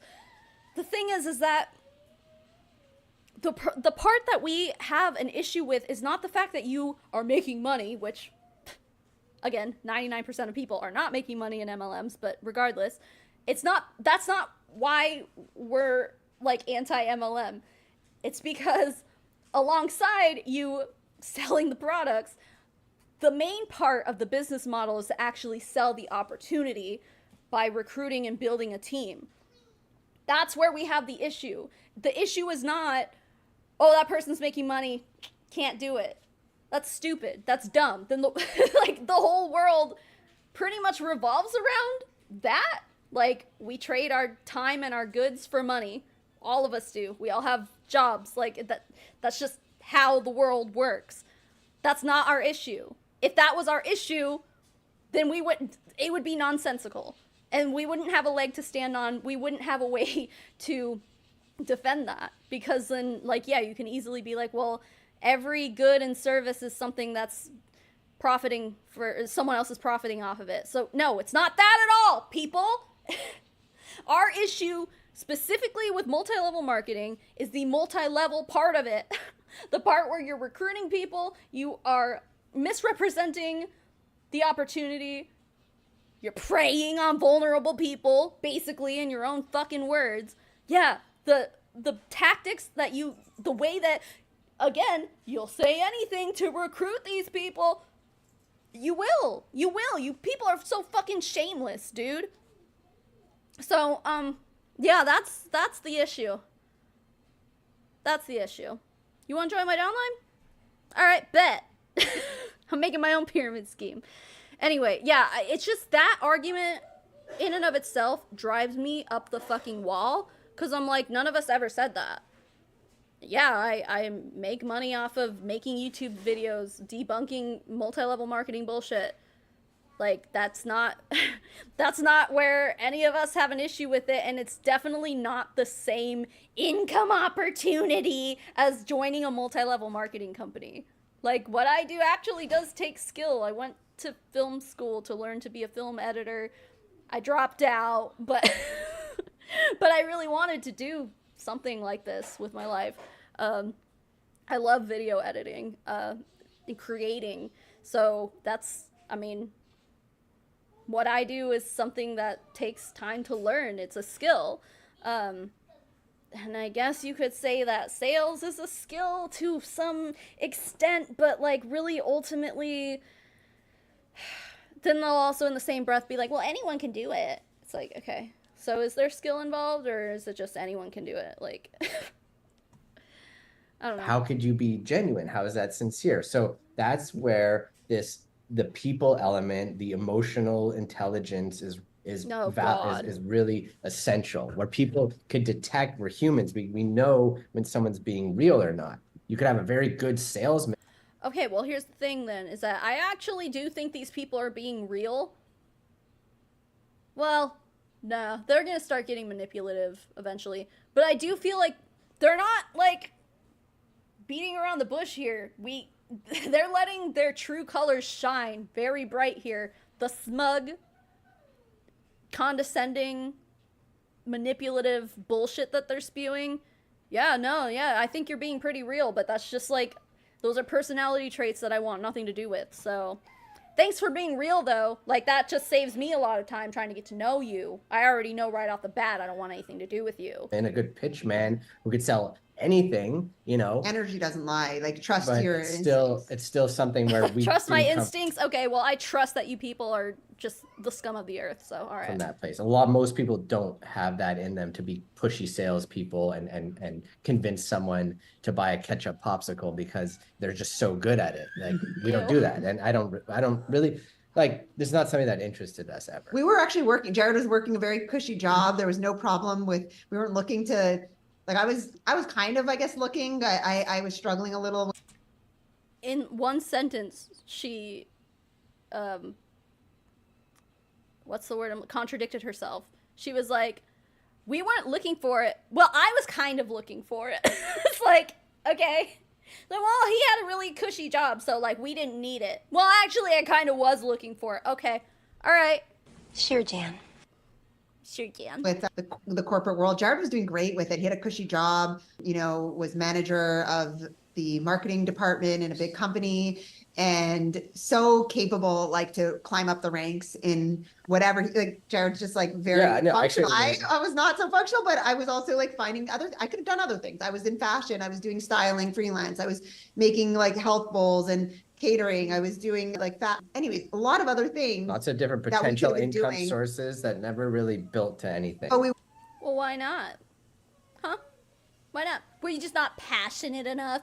Is that what you're gonna say? weren't looking for this, and like, okay, sorry, Yeah. I cut you off. Yeah. So just the fact is like that is a valid point. That is something Oh, where yeah, that's people valid. like they're like, are you being genuine or not? And I get that. Even Right. close friends have kind of, you know, approached me about that subject, saying like, look, Especially I'm close kind of friends. interested, but the fact that you're making money from this, like I'm a little insecure or whatever, and that's valid. And just I don't think it is though.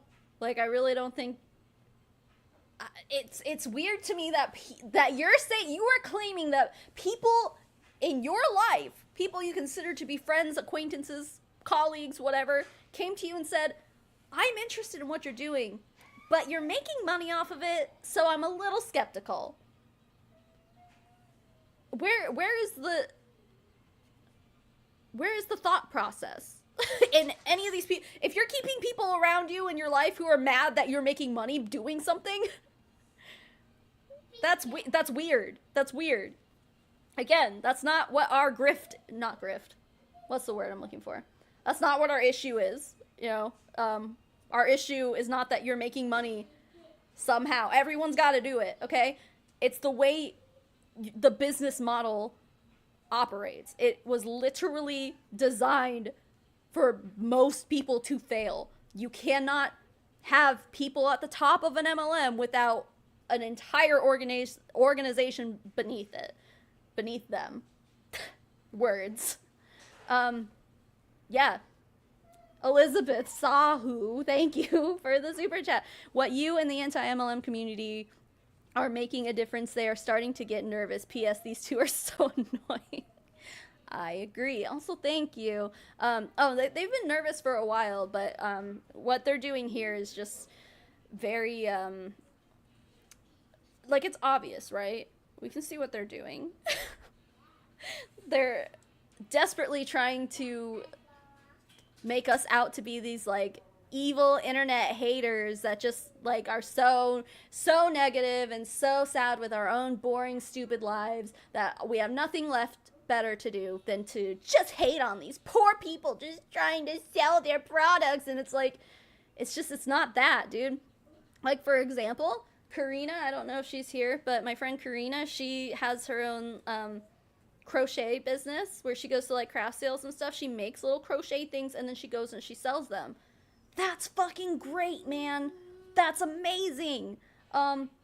Oh, I have Lazy Little Leopard's cat bed over here. I would show it to you, but Pop-Tart threw up in it, so I have to have to wash it again. But, like, she makes cat beds out of big yarn, and it's like, that's amazing. Keep doing that. That's great. If there is a demand for your products and you can make money doing that, and it's something you like to do, that's amazing. Keep doing it. As a matter of fact, if I know anybody who needs a cat bed, if anyone says, does anyone know of any great cat beds? I'm going to say, yes, my cats love this bed by Lazy Little Leopard. You know, if someone says, does anyone know anyone who does custom crochet? I'm going to say, yeah, I know a friend who does that. Like, because it's not about, like, oh, Karina's going to make money if I send customers over to her. Oh, that's weird. I don't like that. That's not it. That's just not it. Fucking wild. And how that feeds into the whole anti-MLM thing is that people are used to being marketed to a certain way. Direct selling does make people uncomfortable because they're like, are you actually my friend, or do you want to just sell me something? Yeah. Okay. So that is just like a very dated, very kind of like black and white way to look at it. No, it happens today. It is happening today. They still go on their power hours. Who was was it DC? I think I was watching a live by, I want to say it was DC, where she literally was in a Beachbody power hour, I think yesterday. Like, This is not a dated thing. Do you know what power hours are? It's literally when your upline gets on Zoom and they basically say, all right, we're all holding each other accountable. We're all going to go and send out 20 DMs in the next 5 minutes. We're going to go prospect 20 people. We're going to like literally like go add, a lot of them will be like, okay, now go make sure you add 50 people on your Facebook today. Go add the, like, don't sit here and say that it's a dated thing that nobody does anymore. It's super not. And you're really gonna tell me that you've never sent a cold message? Really? Because, and then are you also gonna say that cold messages are dated? Because really? That's so weird because they're still doing it. So dumb, so stupid. Unfortunately. And I want to go through like all the top like anti-MLM Well, I had those claims. stigmas. And so with Taz, what was different with who I felt energy. And actually brought Allison in. Like Yeah. you have to use discernment. Like I felt an energy of authenticity and it was pure. And so I didn't. So let me get this straight. Okay, so we're sitting here trying to, you guys are trying to debunk anti-MLM stuff. And we're supposed to just listen to you based off of an energy you felt? Everything we've ever been known to believe and know about multi-level marketing. We're wrong because she had a good feeling. She felt good energy coming from Purium, so we're all wrong.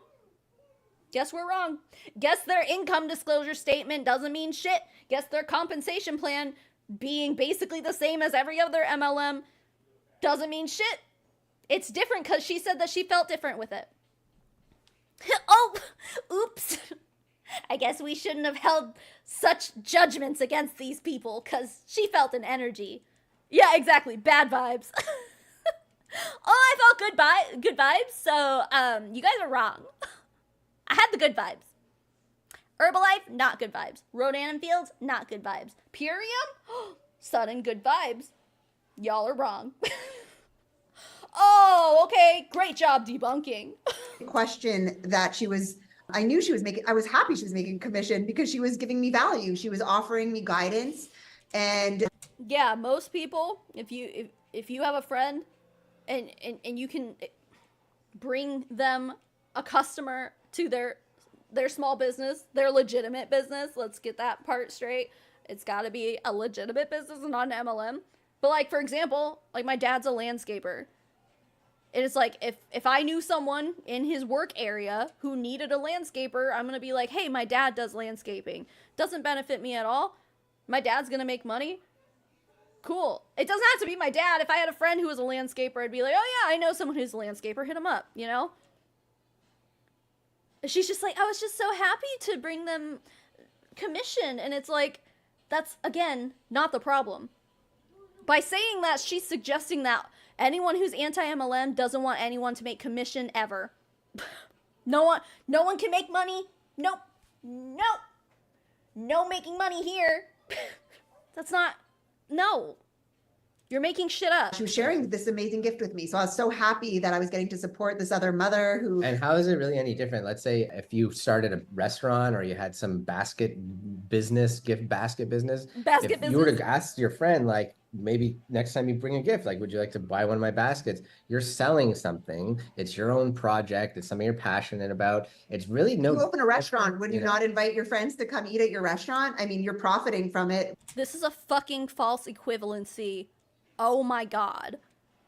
Seriously? If I go and open a business that is open to the public where I'm not fucking recruiting other people to open restaurants underneath me. I'm not like starting McDonald's and then like starting a whole franchise underneath me. Like, and listen, the whole franchise versus MLM thing, there are a lot of similarities, but there are a lot of differences also that make it not the same.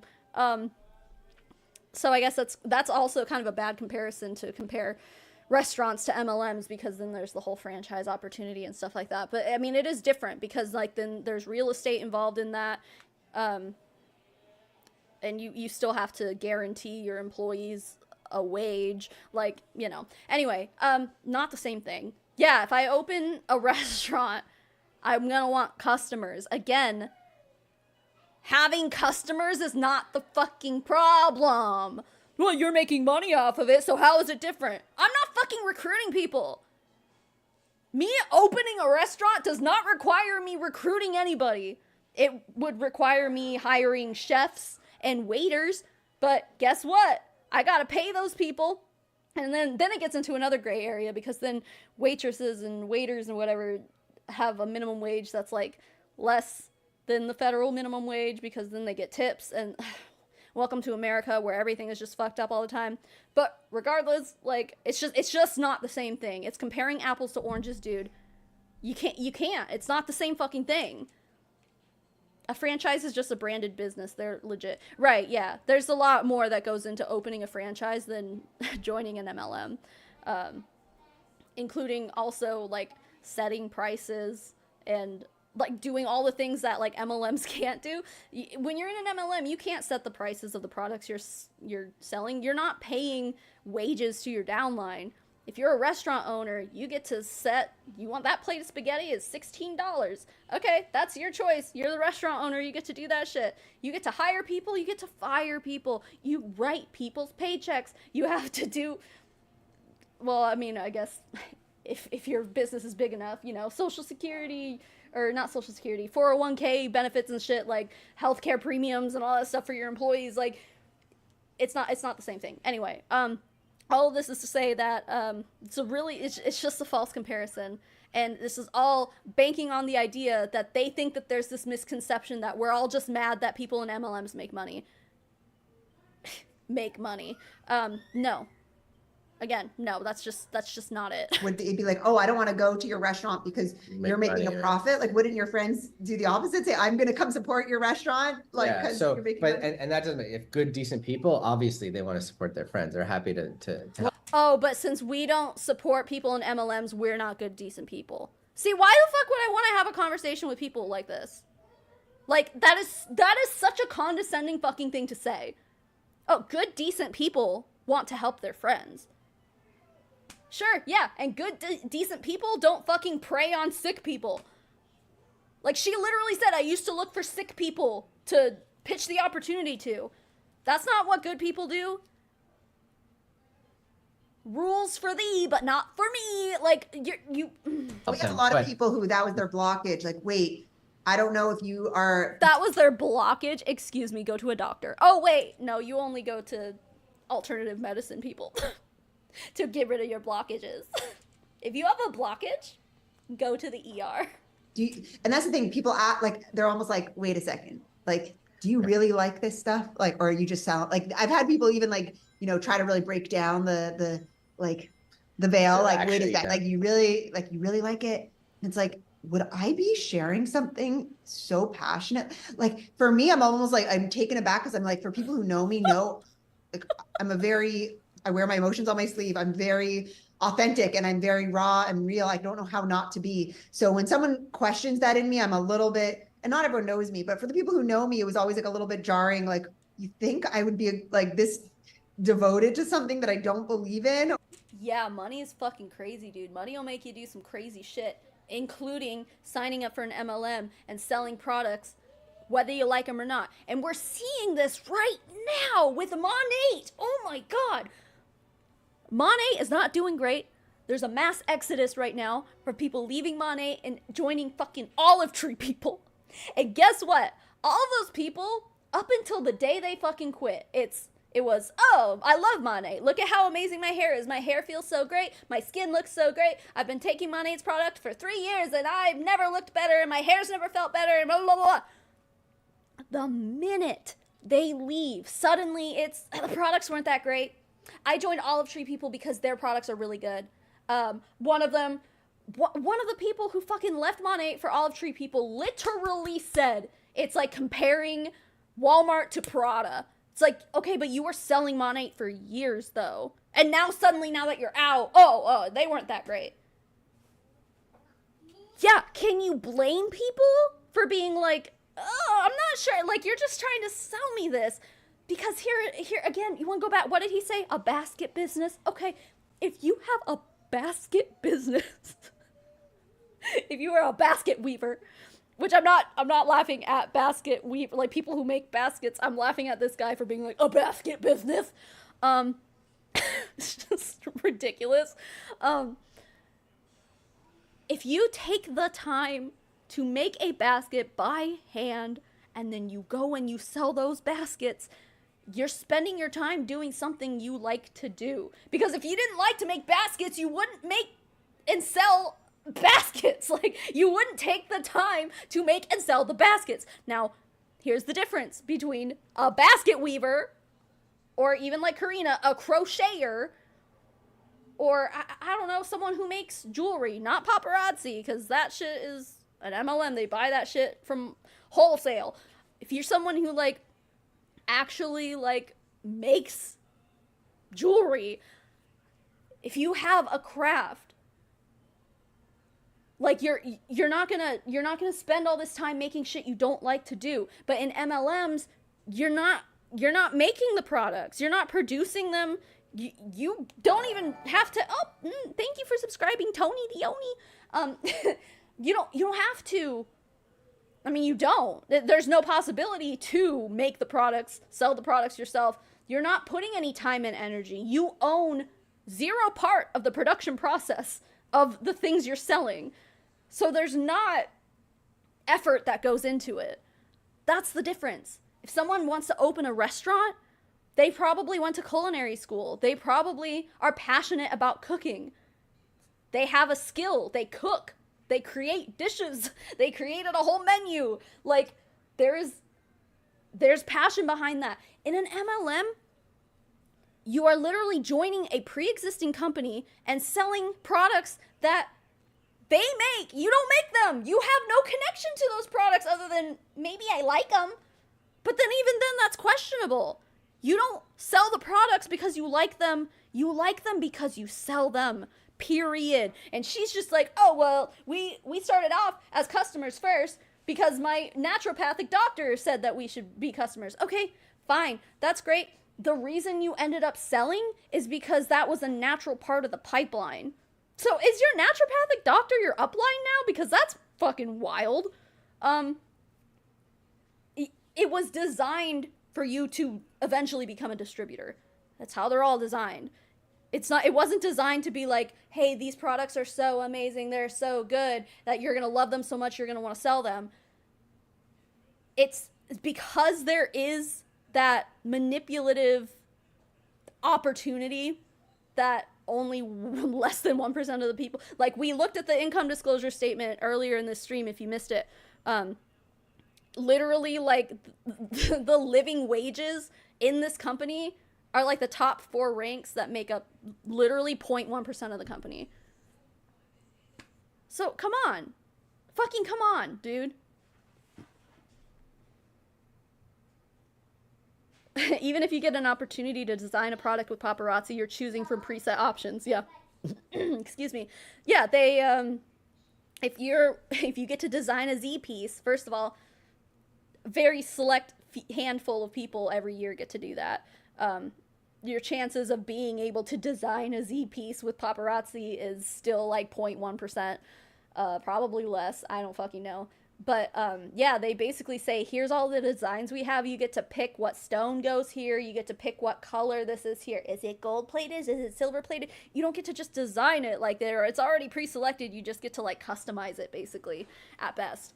Anyway, y'all know what I mean? Oh, permanent necklaces and bracelets. There is an MLM for that. I don't know if they're all like that. I know a friend who had one of those permanent bracelets put on.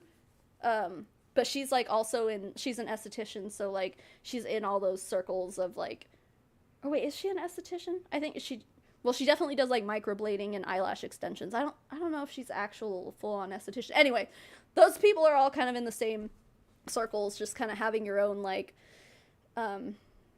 little like beauty businesses like that. So I don't know if they're all based on MLM or not, or that I would like share with people and Something, hate but a lot of myself. people get that same reaction too. So it's not unique to you. Well, I think what gave network marketing a bad name was all of these like gimmicky sales pitches, and sort of it's fake because you're given a script. Hey, hun, like I know because I received all these scripts and very inauthentic approaches that I think really also added to the why this industry has been shrouded in such like. And also we're in. Okay, so can you blame us? Like, I mean, what she's trying to get at is we're different. Our company doesn't do any of that, which I guarantee it does. Like, I guarantee there are people in your company who are doing the cold messaging, doing all the. I guarantee you fucking people have cold messaged people. You're just not admitting it because, oh, well, it's different if I do it. Again, rules for thee and not for me. Oh my God. I can't with these people. It's so wild because they're so close to getting it. They're like, yeah, it's all fake. Everything, all these MLM things, here's the reasons why people hate MLM. I totally get it. And guess what? Those people are the reason why the industry has such a bad name. Okay? So we're on the same page here. But she doesn't end it there. Then she goes, oh, but we're different. And factually, they're fucking not. Again, I have the compensation plan right the fuck here. Here it is. Bonuses. They got the generations, the levels. Which, by the way, the first 5 levels or ranks are just A, B, C, D, E. Ooh. Cool. They got the fast start bonuses. They got the same shit that every MLM has. Here we go. They got, oh, customers save this much on their first order. Brand partner, you get 20%, blah, blah, blah, blah. It's like, yeah, okay. What MLM doesn't have this shit? Like, it's the same. It's all the same. Nutrition, and in this, the space has become polluted with a lot of inferior products and companies that just recruit and they sell expensive starter kits and things like that. People jumping on the bandwagon now. Herbalife, for instance, but we're not here to rag on other ones, We're not here to rag on other ones, but for the past 15 minutes, we've just been talking mad shit about Herbalife this whole time. Though these people really don't like Herbalife, which I don't either. Again, I'm okay with them talking shit about Herbalife, okay? By all means, talk all the shit. But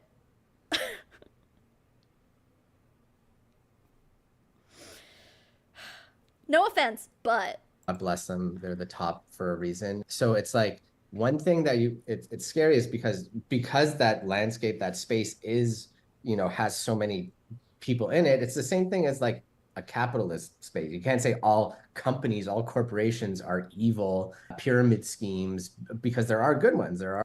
Okay. Whoa. There's a lot there. Yeah, not every business is a pyramid scheme. Like, pyramid schemes are pyramid schemes. MLMs are legal pyramid schemes. They literally operate as pyramid schemes, but they operate through loopholes that the FTC isn't closing. I hate that argument so much. Oh, you can't say everything is a pyramid scheme. Okay, I can say every MLM is a pyramid scheme because they check all the fucking boxes.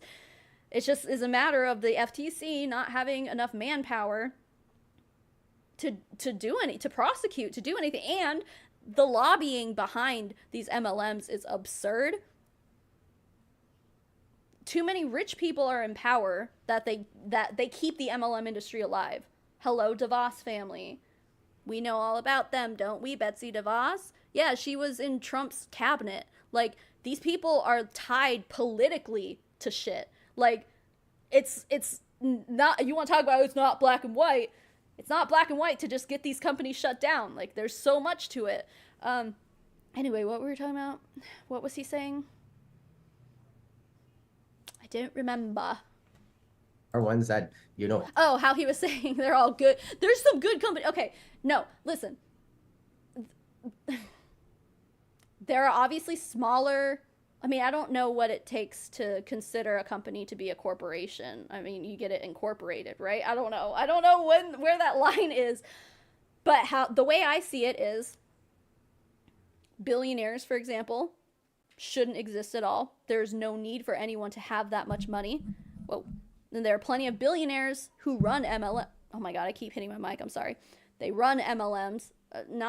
Obviously not every MLM is run by a billionaire, but for example, in my opinion, okay, some people are trying to say, because Taylor Swift just hit billionaire status. And listen, I'm a Swiftie. I love Taylor Swift. Her new album is so good. I haven't finished listening to it yet, but what I have listened to of it is so fucking good. However, she's a billionaire. I don't believe that billionaires should exist. People argue that Taylor Swift is a good billionaire because, oh, well, she paid her bus drivers $100,000 when she was touring. Okay, if she's still a billionaire, that means that she's not doing enough. Like, if she's still hoarding wealth, like, okay, great job. She was charitable in this one way. But, like, if she's still doing all that charity and still has $1 billion, you're not doing enough. You're not doing all the charity work that you can be doing. You don't need $1 billion. No fucking person needs $1 billion, and you can't become a billionaire without exploiting people beneath you who are getting paid much, much less. You cannot become a billionaire without exploiting people, without exploiting workers. Impossible. No one's time is worth that much more than their fellow human. It's just not, just factually, that's how it goes. So then when you have these people who are just like, oh, well, not all corporations are bad. If the corporation is run by a wealth hoarding, rich piece of shit, which most of them are, these corporations are involved in exploiting people, exploiting workers, exploiting, wage theft, that kind of shit. Yeah, I would argue that, that's capitalism, baby. And guess what? I don't agree with capitalism. We are in late stage capitalism right now, and it's the fucking worst. That's why there is, basically no middle class now, and none of us can fucking pay for anything. It's fucking corporate theft, or corporate greed. So yeah. Oh, thank you, Callum, for subscribing. Sorry, not sorry. That's bullshit. It's bullshit. Obviously, there's, small businesses, and it's they're just your average Joe trying to have their own small business. That's great. Once that business owner starts exploiting workers and committing wage theft and doing all the shit that makes people super fucking rich and hoard wealth, then, there's no such thing as a good billionaire. There's no such thing as a good giant corporation. There's just not. There's not. Genuinely help people. They give their profits to good causes. Well, they're more pyramid then, and that's something that people don't understand. So people just don't understand that corporations are more of a pyramid scheme than pyramid schemes are. Just because it's triangle shaped doesn't make it a pyramid scheme.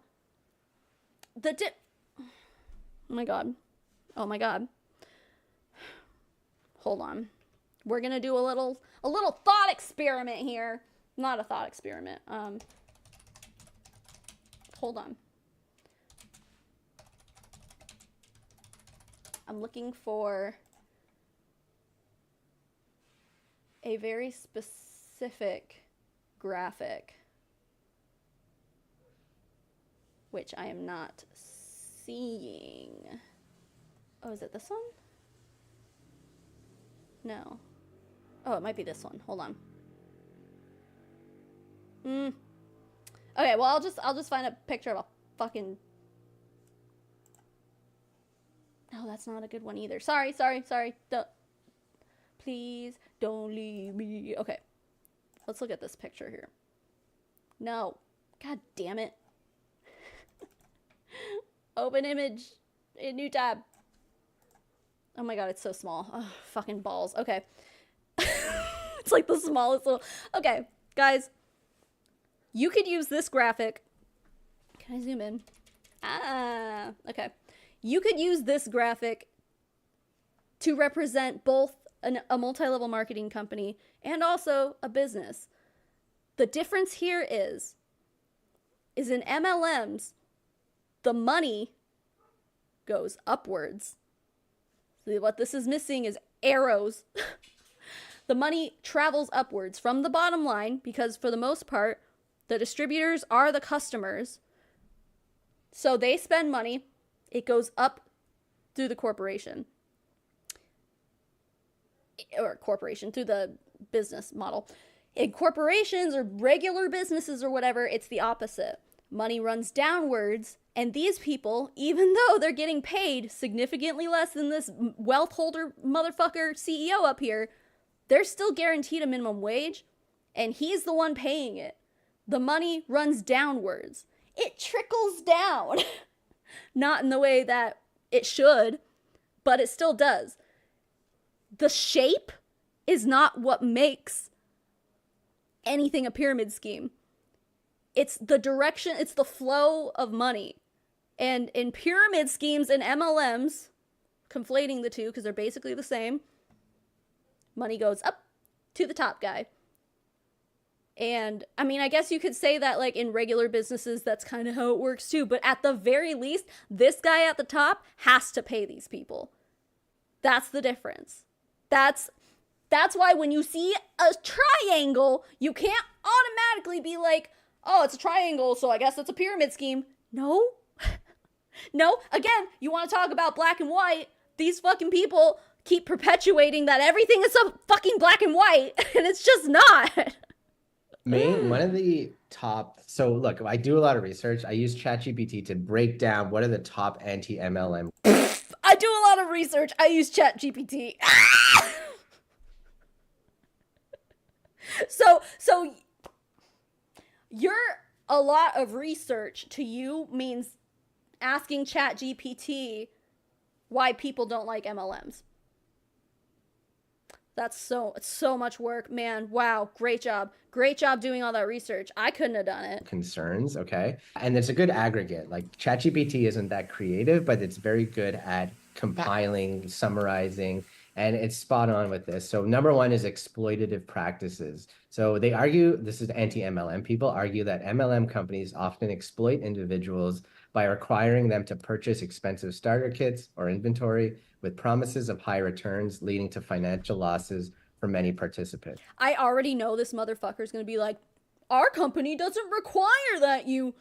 Sorry, I'll let him finish it, but he's gonna say, you don't have to buy anything. You're not required. You can be in our organization without buying anything. And I'll have something to fucking debunk that once he says it. I just know he's gonna fucking say it. So I'll just bring that up so you can see that I'm talking about. So number one here, exploited. So people are thinking that, like, they're skeptical. They're like, oh, you have to buy into it, right? They want to recruit you, right? It's all about recruit. And you hear that from Herbalife a lot. They focus, number one, recruiting. What is up their butts about Herbalife? Yeah, Herbalife fucking sucks, but like, pick literally, like, there's so many MLMs. There's thousands, okay? Pick literally any other one. But they're so butthurt. Why are they so mad at Herbalife? Because there is a charge. They charge, I think, 100, 200, 300 bucks just for the business, just to be able to share it. And the reason they need people in to selling it is because they're not product focused. If they were just getting people in as happy customers, we wouldn't be they wouldn't be having as many people sharing. Yeah. It. So Pebbles wants to get in on the action here. Pebs. So that is a valid concern, and that is why we went for Purium, because there was no starter kit charge. It was free. If you like the products, if you enjoy the food. They're also customer focused. You We get have them for free. like our program, I guess, is like, because we are an affiliate marketing system paired with a multi-level pay plan. So we have two approaches. There's people who just do it with customers. We have health specialists, nutritionists who really just make customer dollars. They don't interested in building. So we have that avenue. And you can do fairly well just with customers. That's great. Okay, so what they're saying, and I think, is it Velavita who, I mean, I think a few of them have affiliate, sorry, I'm like adjusting. I think there are a lot of MLMs that have like, oh, this is just our affiliate program, and then if you want to build a business, you can, those, Purium, is that the fucking name of this company? They're not the only ones who do that. I'm pretty sure Velavita has one like that, like an affiliate program like that too. I'm sure there are others. The problem with that is when even if someone's like, oh, I don't have a team, I'm just an affiliate, so if you buy this product, I get a commission and that's it. Like, I don't have a team. I'm not making downline commissions, nothing like that. The problem is that if you buy from that person, you are still paying into a company that has a multi-level marketing branch to it.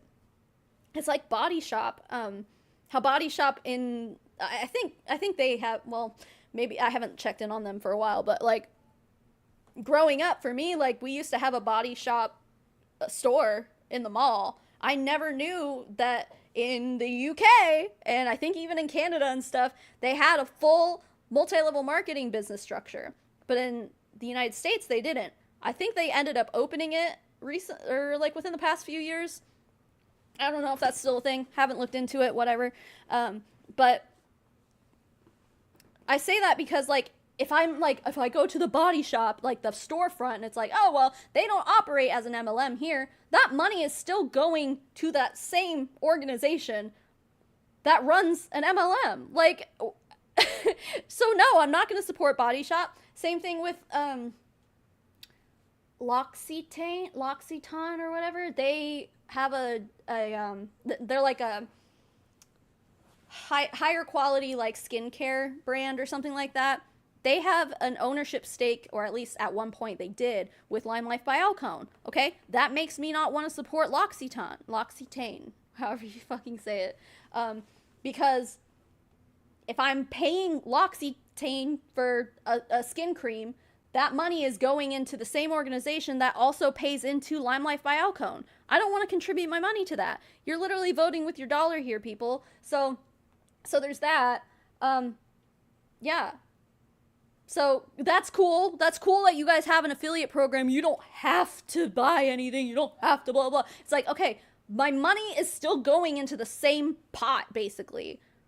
The same company is including what I buy from them in their monthly profits, or, you know, whatever, in their profits in general. And I'm like, I don't, hi, Pippi. Pippi's here.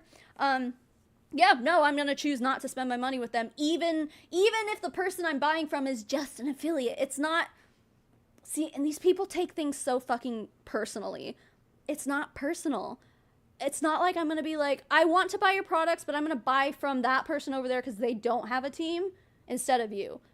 No, it's not personal because it's not about you. I'd rather buy from that person who represents the same company as you. Like, it's not that. It's more so like we just don't want to support the company in general. It's the company. It's not you people. It's not you as distributors. It's not you individually that I don't want to support. It's the company. I don't care if they're an affiliate for the company or they have a whole team. Doesn't fucking matter, dude. Oh my God. Like, and even affiliates have their upline, right? I don't know. I want to say in Vellavita, no. I think you literally can just sign up as an affiliate, but I remember in Vellavita, you have to have at least like 10,000 Instagram followers or something like that. Oh, Pippi. Or like on some social media, you have to have a follow count, which obviously, I mean, not every affiliate program works like that, Pippi. You're so sweet.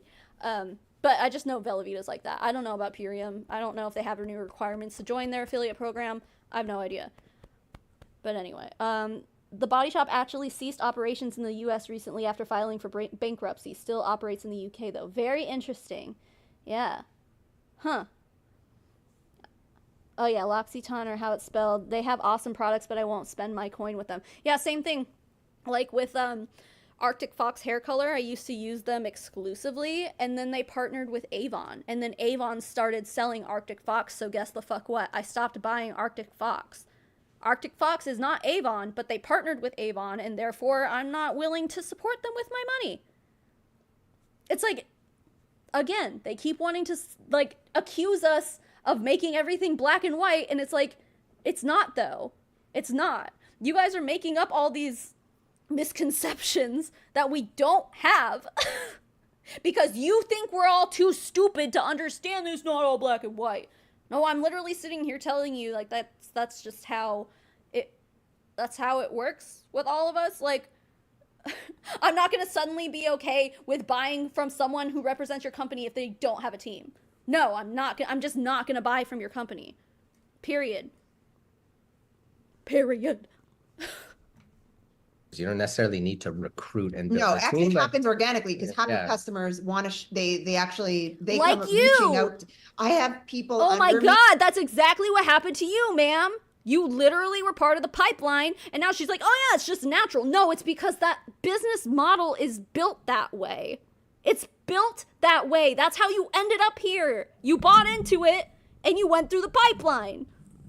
Who are nutritionists who don't focus on the business side, but their customers will reach out to me and be like, okay, I need to share this. So they like people, it's just the natural progression. Once you experience something you love, you're like, how do I get my own code and share this? So Are you sure it has nothing to do with the fact that there is an income opportunity built in the first place that makes people go, oh, well, I do like this product. So if you're saying that I could share it and make money, then why wouldn't I do that?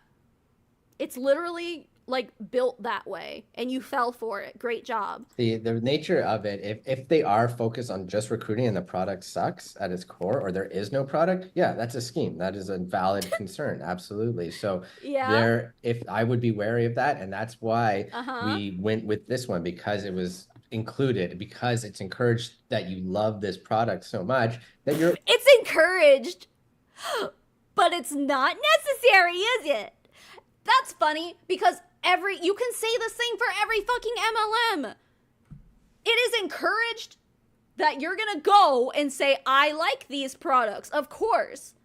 Because like I was saying earlier, it's not like you're gonna join an MLM and be like, the products are okay, and actually that MLM over there is actually better.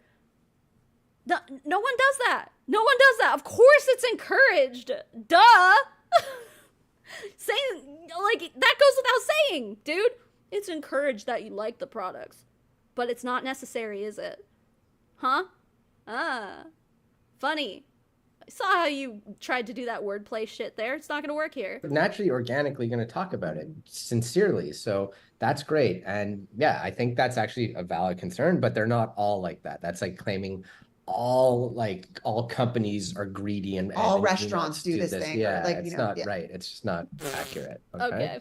So I already basically said everything I need to say about that, so I'm not going to address it again. If you missed it and want me to speak out about the whole not every company is bad, blah, blah, blah, you'll have to rewind it.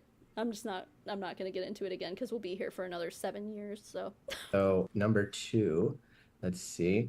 Okay, well, just leading to financial losses for many parties. So the idea that you lose money too, okay, like that's a big concern. Like anti-MLM people, especially on Reddit, they're always just like, careful, like my cousin lost all their money. They bought them, they kept buying and buying. And okay, that's if you're like stockpiling inventory. Okay, which it's super not. He's full of shit. All right, now it's time that we can look at the compensation plan here. Here we go. So let's take a look-see here.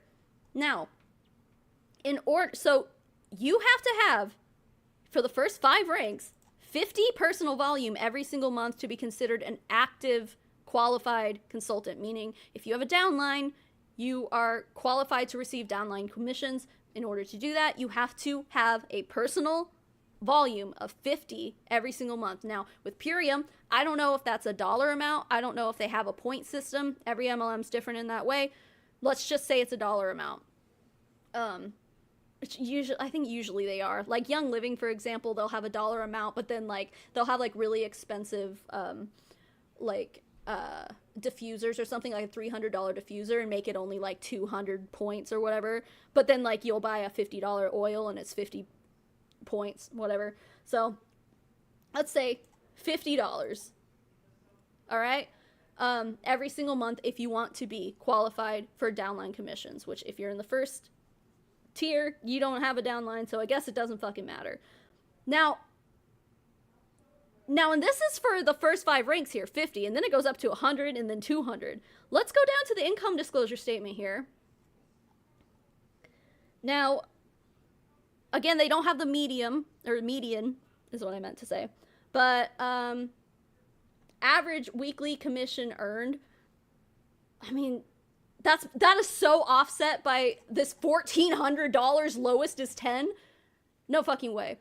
lowest weekly earned commission, I guarantee that at least for these first 5 ranks here, you're gonna see a median in commission earned at about 10, about this. So if you're making $10 a week, that's $40 a month, but you have to have $50 in personal volume every single month to be qualified. That's right there, that's a $10 loss. And that's only $10. That's only assuming that you're only spending $10 a month. However, then it starts getting crazy here with MLMs because you are, like they said, you are encouraged to like the products. Now, how are you going to know if you like the products or not if you don't try them yourself? And guess what? When you join an MLM, they don't just give you all the products for free. You have to buy them. Yeah. And so many of these products are $50, $100. Like we scrolled through the listings like an hour ago because we've been live for way too fucking long and we're like not even halfway through it. Yeah, you're likely being encouraged to spend, like they're gonna sit there and deny it. I've never encouraged anyone to spend any money ever. Meanwhile, you're encouraging people to like the products, and they're supposed to like them without trying them, and they have so many products, it will cost you, and this is not just a one-time buy. These are consumable products that you have to keep buying over and over again. To suggest that these people are only spending $50 a month, I don't believe it. Like, there's no way. They're most likely spending so much more. Now, there's no statistics to prove that because they won't tell us what the median is in all of these ranks. That would be a more accurate representation of how much money these people are actually making. But, I mean, come on. Like, even 5-star crown, lowest commission earned in a week, $393. The top in the company, the lowest was $393. That's shit, dude. That is shit. Now, okay, I will admit there's another one here. This is monthly earnings. So I think the weekly would be, these are like commissions. And then these ones I think are based on like bonuses and stuff. Although these also say $10 too. So I don't fucking know. They're being really sneaky about what information they're putting on this income disclosure statement, which is a red flag. That's not very transparent of them. Certain ones do that, which is ridiculous. Like that idea that you have like a garage full of product that's stressing you out to sell. F that. Like, well, yeah, I mean, dude, like LuLaRoe, for example, got sued over being, like, I mean, companies who are doing this are getting sued. Oh my God, Solstixia, thank you for gifting 5 memberships. I think it's time that we take a break, a dance break. It's a Pop-Tart party right now.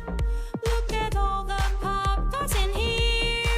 Everybody has a Pop-Tart by their icon. Hey, more Pop-Tarts in the chat.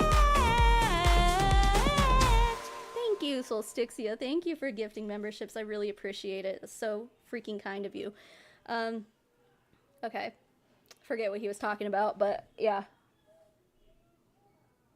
Oh yeah, that's what I was saying. LuLaRoe, like, yeah, paparazzi, like, they're even, well, they've been talking about it for like a few years, trying to kind of like streamline things to be more about like keeping track of your inventory and stuff, and not being like a inventory hoarding MLM. Yeah, they definitely are. Oh, thank you for joining also, Solstixia. Yeah, like these companies do exist, but the ones that haven't been sued by the government yet, they're making changes so that it's not such a stockpile. Like, you want to talk about what's dated? They were talking shit about, oh, well, all these things the anti-MLMers say, they're just dated, blah, blah, blah. Now, what's dated is like the idea that to be in an MLM, you have to stockpile a bunch of shit, because that's dated. Dated out of necessity, really, because the FTC has been cracking down on that shit. That doesn't mean it doesn't happen, because like Bomb Party, for example, or like the oyster ones, like you have to you have to buy the bath bombs, you have to buy the oysters to crack open on live and stuff. So I mean, those companies do still exist, but just not the way that he's like trying to make it out to be. Like, not like LuLaRoe where you have a garage full of leggings. It's like, yeah, they got in big trouble for operating that way. They got sued by the state of Washington, dude. Like, and they changed their compensation plan. So, yep.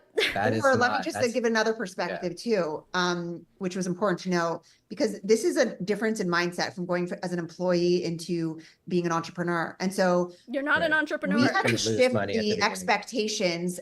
No, you're going from being a employee to a contractor. You're not an entrepreneur. It's not your own business. You're not starting your own business. For fart's sake. Because that's not realistic. People, when they start their businesses, a regular, like, you know, if you're going to open a brick and mortar or start any business, you're going to be investing a lot of money, right? You're going to be, no matter what profession, you're going to be going to, some people have to invest in school to get their trade, to get their license, to get this and that. There's all these like levels. It's an expensive road. A to very building expensive road. business, And yeah. even if you're just starting like a store from scratch or a restaurant, that's a huge upfront investment, which you're like scrambling for years to reclaim before you start entering into profit. Okay. So anything you start as an entrepreneur, you have to lower your expectation of return especially at the beginning. Okay. Because the beginning is building stage. Okay, but the reason that people have such high expectations is because people like you, they started out this live being like, she's not taking her medication anymore. I lost a bunch of weight. Like, oh, gee, you know, and they're sitting here like, oh yeah, we're like all financially free and blah, blah, blah. It's like, who's the one setting those expectations? Certainly not those of us who are being pitched to. No, the expectations exist because you and everyone else in an MLM who's ever recruited anybody is selling this opportunity as something way more than it is. It's manipulative, and it's just not, it's dishonest, dude. Sometimes it's a slow build. What happens, why we see people, because now we've been in this industry almost 6 years, and we've seen people make so much money so fast. We've seen people make a lot of money over a long period of time. We've seen some. Okay, you're saying this shit, and then you're acting confused why people think they're gonna make a bunch of money. She's like, we've seen people make a bunch of money really fast. Okay, you are setting an expectation. Just by saying that you've experienced it, that sets the expectation like, oh, if that random person can do it, then I can do it too. Come on, dude. And then she follows it up with, we've seen people make a lot of money over time. Okay, but they still made a lot of money, dude. You're setting an expectation that people are going to join this company and make a lot of money. Period. People make no money for a long time and hit a big. Then we've seen people who burn out and they make no money and then they leave, and then they're like, you know, they're probably going to be the ones who turn into haters because they're going to say, I gave so much and it didn't return. Oh, really? That's funny. Ask Erin Bees how that went. Yeah, Erin Bees was way up high and prove it. Like, it was paying off pretty well for her. And that's weird. She's a hater now. Oh, she must have just like had a bad experience and quit, right?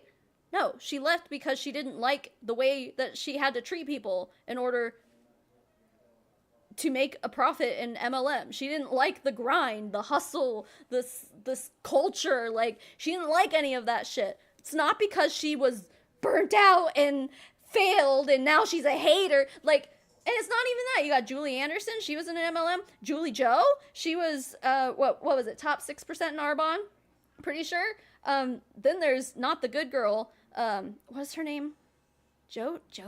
Oh my God, I don't remember her real name. But like, she was like top 1% in Arbonne.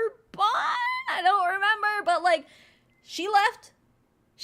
Dude, like, Tracy Reed, one of my personal friends from Paparazzi. She was a Z-piece earner, dude, and she quit. Now she's a hater. It's like, see, again, you're making things out to be black and white when they're not. You're making up these, like, myths that, like, we don't perpetuate these myths. You're making them up, dude. Yeah, everyone who's a hater, everyone who's anti-MLM is a hater, but also it's just because they failed and they didn't try hard enough. You guys are the ones perpetuating that. None of us are saying that. Like, that's you. You are all the ones who say that. Oh, yeah, and then Roberta Blevins, of course. She was very high up in LuLaRoe. She quit, too. So, but I think, didn't she, like, fall off, though? Like, I don't know.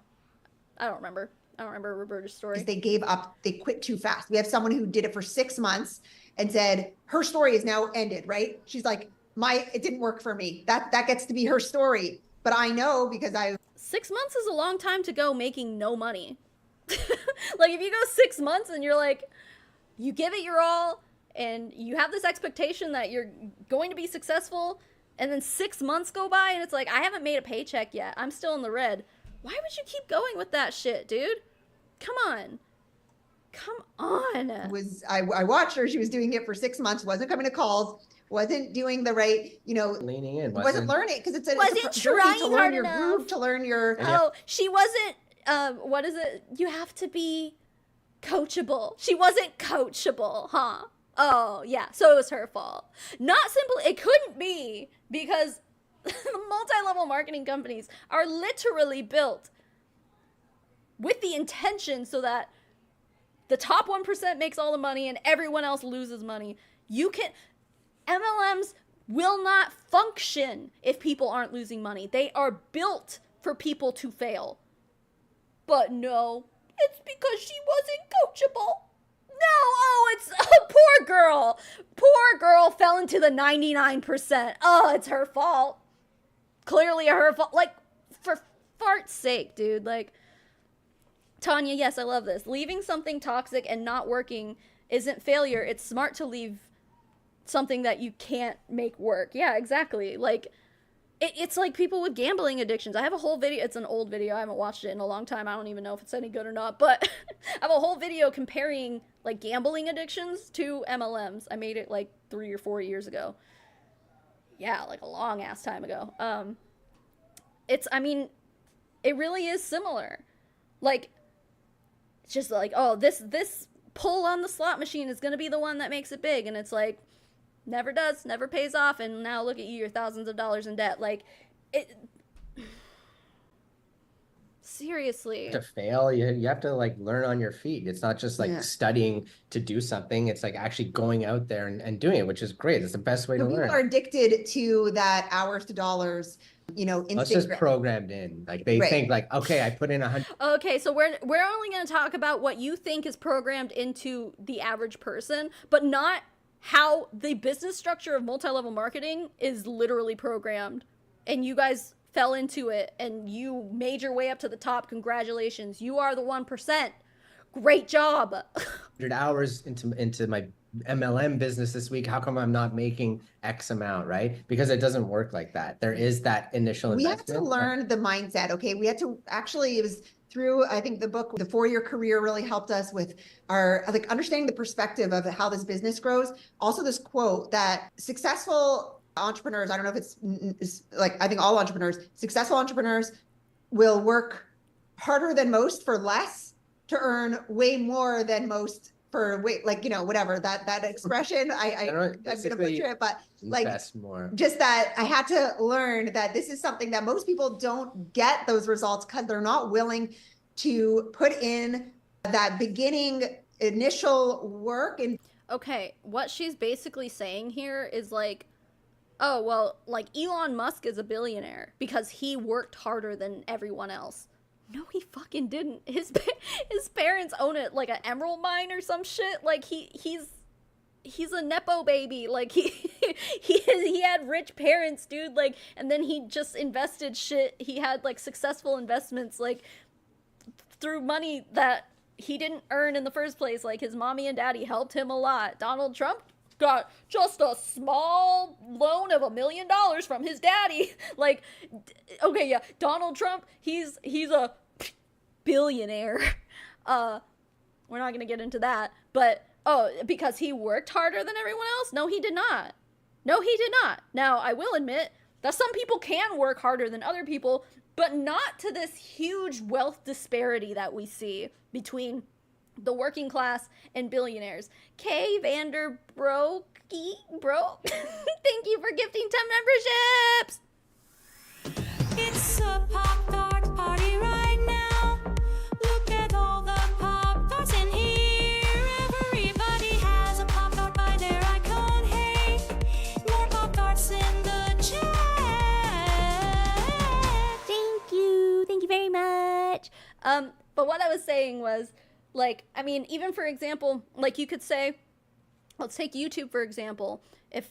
If I'm just gonna like occasionally show up and post a few times a year and expect to have an audience that keeps coming back to me, well, that's silly. I have to be consistent. You do have to be consistent with things. And sure, in MLMs, you gotta be consistent too. However, that consistency doesn't always pay off. And on YouTube, it doesn't either. But there's a lot of other aspects that go into that too, like quality of work and all those things. But yeah, like you could be someone who's been on YouTube for 12 years, posting once a week, every week, and never make it anywhere. So, I mean, that definitely applies to, like, you know, what am I trying to say? Hard work and dedication and stuff. But, like, if you're someone who's just, like, sitting in front of a webcam and just, like, not editing anything, you have, like, a not 1080p, like a 120p webcam, like you're all grainy and shit and you look like shit and you don't have a microphone, and it's like, it's no wonder you're not growing, because you're not putting in the same effort as someone else who's successful. Like, I guess what I'm saying is that, like, yeah, there are people who see better results because they put in more work than that guy over there. However, not to the point where there is this huge wealth disparity between the CEO of a mega corporation and one of his workers. That CEO did not work harder than any of the people that he's paying nickels and dimes to. It's capitalism, like, and it's luck. A lot of it is luck. A lot of it is nepotism. Like, I don't know. I hate this. I hate this thing. They're basically saying, like, if you work hard in an MLM, you're going to see success. No, you're not. You're not. You could do the same shit as someone next to you, work the same amount of hours, send the same amount of DMs and cold messages and stuff, and not see the same results. It's ridiculous. Investment in themselves and their, like, mindset and their personal development and learning about whatever, and then to be able to see, you know, to that return where they start to get to a point where now we're at, where we are, I mean, I think it was a few years ago, we hit that point where we're working way less than what we're, you know, hours to dollars could ever make. So yeah, exactly. It pivots to, and then there is a lot of quitting happening. There's a low success rate with MLM. it's easy to quit. No one is, no one's your boss. It's not a big investment, no loss. You're just easy to walk away. Okay, so then why are you sitting here trying to compare MLMs to restaurants and shit? Because that's not the same thing. She's admitting here that they're not the same thing after just, like, comparing them to each other 5 minutes ago. There's not a lot of stake in the game. So yeah, they leave. And a lot of these anti-MLM people on YouTube and stuff like that, they just quit. Like, they tried it, they got scared off, spooked by some people hating on them, and then they quit. And then or some of them were, you know, still stuck in a victim mindset. And so someone said one thing wrong, maybe their upline, or, you know, they had this kind of responsibility on someone else to, like. Literally, none of what they're saying applies to me. I mean, like, yeah, I was in 2 MLMs and I did quit and I did leave them. However, it is so funny to me to hear her be like, that girl on YouTube who's an anti-MLM creator, she left MLM. She traded MLM for YouTube because someone was mean to her. Girl, let me tell you something. Being on YouTube, and you guys know you turned your comments off. Let me tell you, being a YouTuber has brought me so much more hate into my life from other people so much more bullying and harassment and all the things that come with being an online creator than ever when I was in an MLM. Why the fuck? If my reason for leaving an MLM is because someone was mean to me and I just couldn't handle it, I wouldn't have fucking turned into a YouTuber, okay? If you can't handle people being mean to you, YouTube is not the place for you to go. The internet in general is not the place for you to go. So this comparison that she's sitting here like, yeah, all the people on YouTube, they just quit because people were mean to them. I wouldn't be on YouTube if I couldn't handle people being mean to me, dude. Like, ridiculous. Also, need I remind you that I made my first anti-MLM video, like, not being anti-MLM. I have just, like, I made a video being like, here's why I left Limelight, which is now Lime Life. That's literally, and then what happened is that a bunch of other people, well, a lot of people were hating on that video and talking shit because they're in a fucking commercial cult, aka MLM. But what was more substantial was the people who were like, yeah, I had the same experience as you. And I realized that there was an emptiness that needed to be filled on this platform. So I started making more anti-MLM. I made some videos like goofing about, I think I melted all of my Gold Canyon candles together into a Franken candle, and then like one I bought like some shitty LuLaRoe leggings off of eBay for like $5 and did a dumb thing like that. But when I really turned anti-MLM is when I started looking into Gary Young Living. I made my Gary Young video, and that's what made me fucking realize, like, me looking into Gary Young is what made me anti-MLM. Like, to say that I have that label happened when I started researching Gary Young. Like, I didn't just quit an MLM and suddenly I'm like, I hate these companies. It was just like, I just told my story on YouTube. Other people had similar stories. And when I made anti-MLM content, people listened and resonated with it. Like, that's where I came from. So don't you sit here and try to be like, yo, you just left because people were mean to you. No one was mean to me when I was in an MLM. I just was spending more being in the MLM than what I was making for like 8 months. And I was like, I can't afford to keep doing this, dude.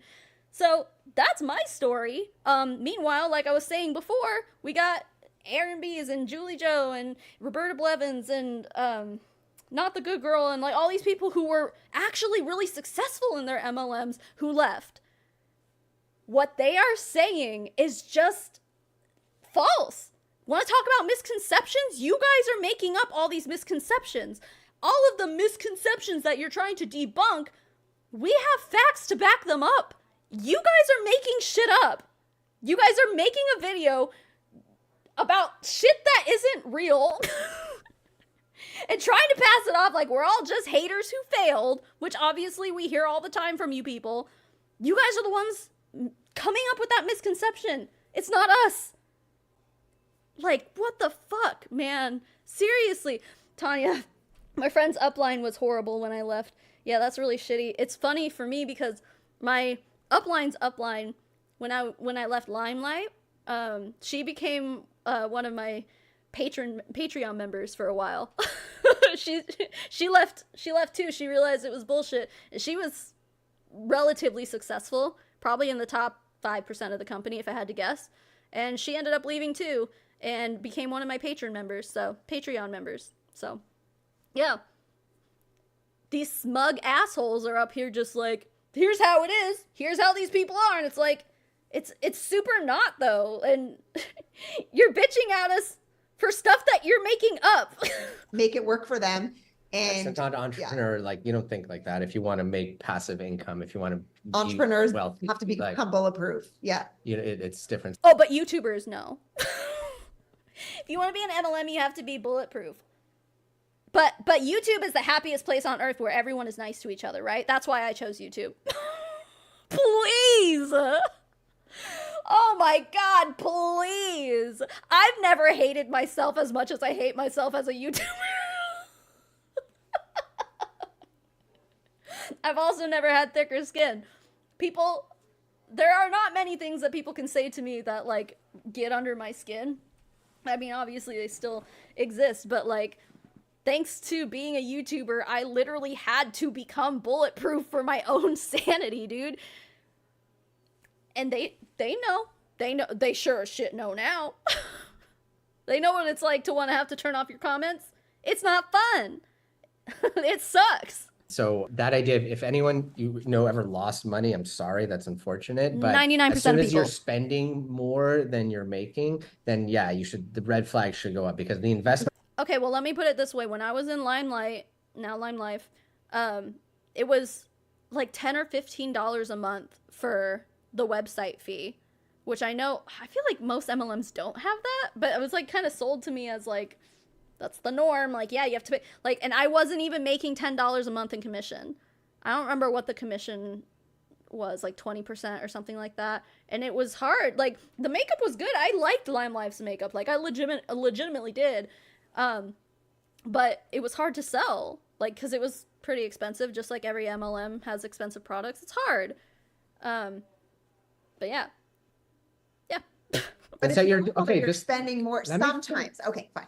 Okay, so the investments that you're making in the beginning are smart. Like, you're buying like a professional Zoom account, okay? So you can take more meetings, you can schedule bookings, maybe investing in like website, all these tools that help you in all these other ways, right? It's not just like investing in one thing, right? These are personal development tools, social skills that are going to help you build. You know what's interesting to me now too is that, like, earlier he was saying like, no, it was free for us to join. That's why we chose it. You didn't have to put down an investment. We didn't have to buy a starter kit. But now he's like, well, yeah, you have to buy a website and you have to buy a Zoom account and you have to, it's like, okay, so there is an investment in Purium then. I mean, obviously that stuff is like not through Purium, but those are things that you still have to, it's not free to join Purium is what you're saying. And the thing that you totally left out is how, like I was saying, you got to be a product of the product. And if it's encouraged, like you said, to like the product, then you have to buy it and you have to use it. And that comes out of your pocket. Purium isn't going to just send you that. So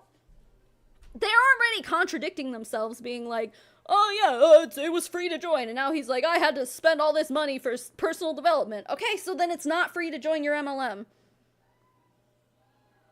Come on. Whatever you're passionate about as well. And it helps, it complements It's an investment. that. It's not an expense. And I think that's what people need to understand is even the food at the beginning. Some people are, of course, they're buying more. And I'm so fucking sick of them calling their supplements food. It's not food. You're not selling food. They're fucking supplements. They are powders that you put into a shake and you drink. That's not food. Period. You guys are not a fucking food store. Stop. I mean, I'm telling them, stop calling it food. They're not going to stop calling it food. It's not fucking food. There's a bug. Then they're earning. That was my initial goal, was to be able to Just pay off for the have food. break even. I was like, that would be awesome. I Yeah. get free food. And wouldn't that be great for so many things that you buy? Wouldn't it be awesome? Like the fruit that you're buying at store Just things. make that your like, goal. Like, it's easy. like imagine the company compensated you every time you bought it or shared it, that it ended up free. It's really cool. We just helped It's someone people don't make get it. 2 orders. Okay, then go get a job at fucking Kroger then. Okay, you get a percentage off your groceries if that's what, and you're guaranteed to at least make hourly wage if you work at Kroger. If that's what your whole thing is, imagine if you worked for a company and then you ended up getting stuff for free. Okay, go work at a grocery store. At least you're guaranteed a wage. And her package is paid. She got the money back because, right away. And so if, we help people to, like, whatever their goals are financially, it's quite easy at the beginning to just get your products paid for. So we just don't want people, but it's also normal to invest sometimes more than, like, you're investing in your health. So depending on where you are in your healing journey, you may need to be flooding your cells way more than, let's say, a core 4, and then of course be investing in your health because you are the product. Like, when I invested in my hair, skin, and nails. There we go. You are the product. You have to be a product of the product if you want to use them, and your products are expensive. You have like a fucking little thing of powder for like $50 and you got a lot of products. You're gonna spend a lot of money on these fucking products, dude. So first it's free to join, and now it's, you gotta invest in your personal development. Also, you have to be a product of the product. pay, so it's not free. My God. I remember very vividly, like I couldn't afford the bigger pack, but I went for it. I went for the hair, skin, and nails because I was like, this is going to, if this works for me, this is going to help me make money. So I looked at every product as something that I was going to take to be an example of. So I stopped looking at it as an expense. I saw it as a business investment. Okay, and this is probably exactly what you're telling your downline too. When you recruit somebody, you're going to tell them, hey, this, I know there wasn't a starter pack you had to buy, but you're gonna need to invest in yourself. And guess what happens? Guess what happens when you do that? When you go and you buy a starter kit. Or not a starter kit, any product, any fucking product. Where are we? That's first order.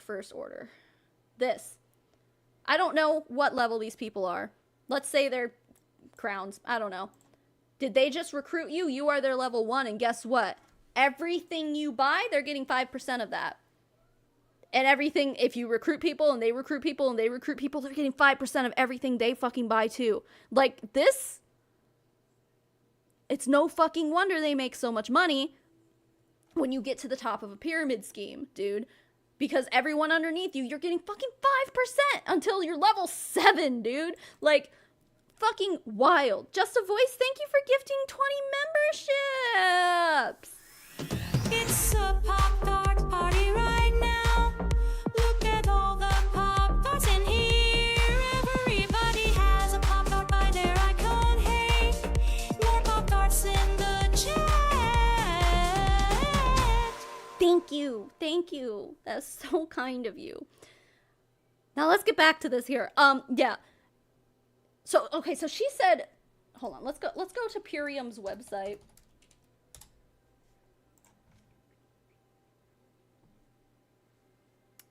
She said, God damn it, I don't want your fucking cookies, bitch. Okay. Shop all products. She said, like, a hair, skin, and nails or something. This, probably. Okay, 180, wait, serving size is 6 capsules? Okay, so this is a month's supply of an herbal collagen support. Fucking, well, loyal customer price, so this is probably the price that they get it for, 27 bucks. All right, so she's gonna convince you to get that one product. Oh, well, okay, you want your hair and skin and nails to grow. Okay, so you have to buy this. Okay, well, that's $27 out of your pocket. She gets 5% of that. Oh, but don't you also want probiotics? Don't you also need digestive support? Don't you also biomedic? Like, what the fuck is that? Don't you also need vitamin C? Vitamin C is super important, especially all of these woo-woo alternative medicine people are always like, vitamin C, gotta have vitamin C. It's gonna cure cancer. We know that that's far-fetched, but okay. $48.71 for, well, this is for a 90-day supply. Either way, and these are all products you have to keep buying over and over and over again, and every single fucking time you do, 5%. 5% every fucking time. Yeah. I can't, like, it's just so fucking obvious what she's doing. Basically, she's telling us exactly how she became successful. It's because she recruits people by saying it's free to join, and then once she gets her claws dug into them, brings them in and goes, well, you're going to want to invest in yourself. If you want to be successful, you got to invest. You got to buy this product pack, You're going to want this one too. They're probably going to build a cart of a few $100 for that person to start off with. And then throughout the rest of their time in her downline, she's going to be like, oh, well, have you tried this product? You got to try this one. Every single time, like what we always fucking say, these people, the distributors are the customers. And this is exactly why. Because the uplines are like, you got to invest in yourself, honey. Come on, sweaty. You gotta be a product with a product. You're not gonna be successful if you don't invest in yourself. And it's like, this is exactly what it is. So yeah, I'll call you out on your fucking bullshit. You're trying to, you start off trying to say that this shit is free, and then now suddenly it's, you gotta invest. Like, for goodness sake. My health even, like, Yeah, and we get the concern that you'll be losing money, but if you had a grasp of what the potential could be of this business, like how much you could be earning passively. No, I think we all understand what the potential earnings are here because that's what you guys pitch to people. Oh, I know someone who made all this money. She was able to retire her husband in 3 months. Oh, wow, it was amazing. Like, those are the kind of stories, the success stories that you think need to be heard when the rest of the 99% of people are not experiencing anything near that. These are the pitches that you use to get people to join in the first place. We know that there's a potential to make a lot of money. That's why people join.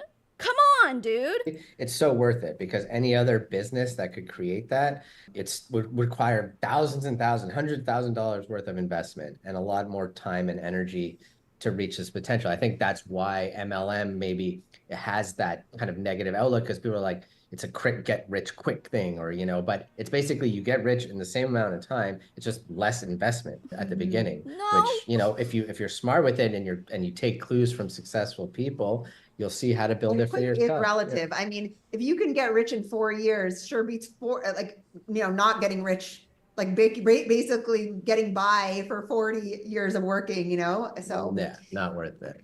Yeah. Okay, so So just starve for 4 years is what you're saying. These people, like, they don't want to be successful because they're not willing to starve for 4 years. What do you expect people to do? Again, the model is built for most people to fail. It will not work. It will not function if people are not losing money.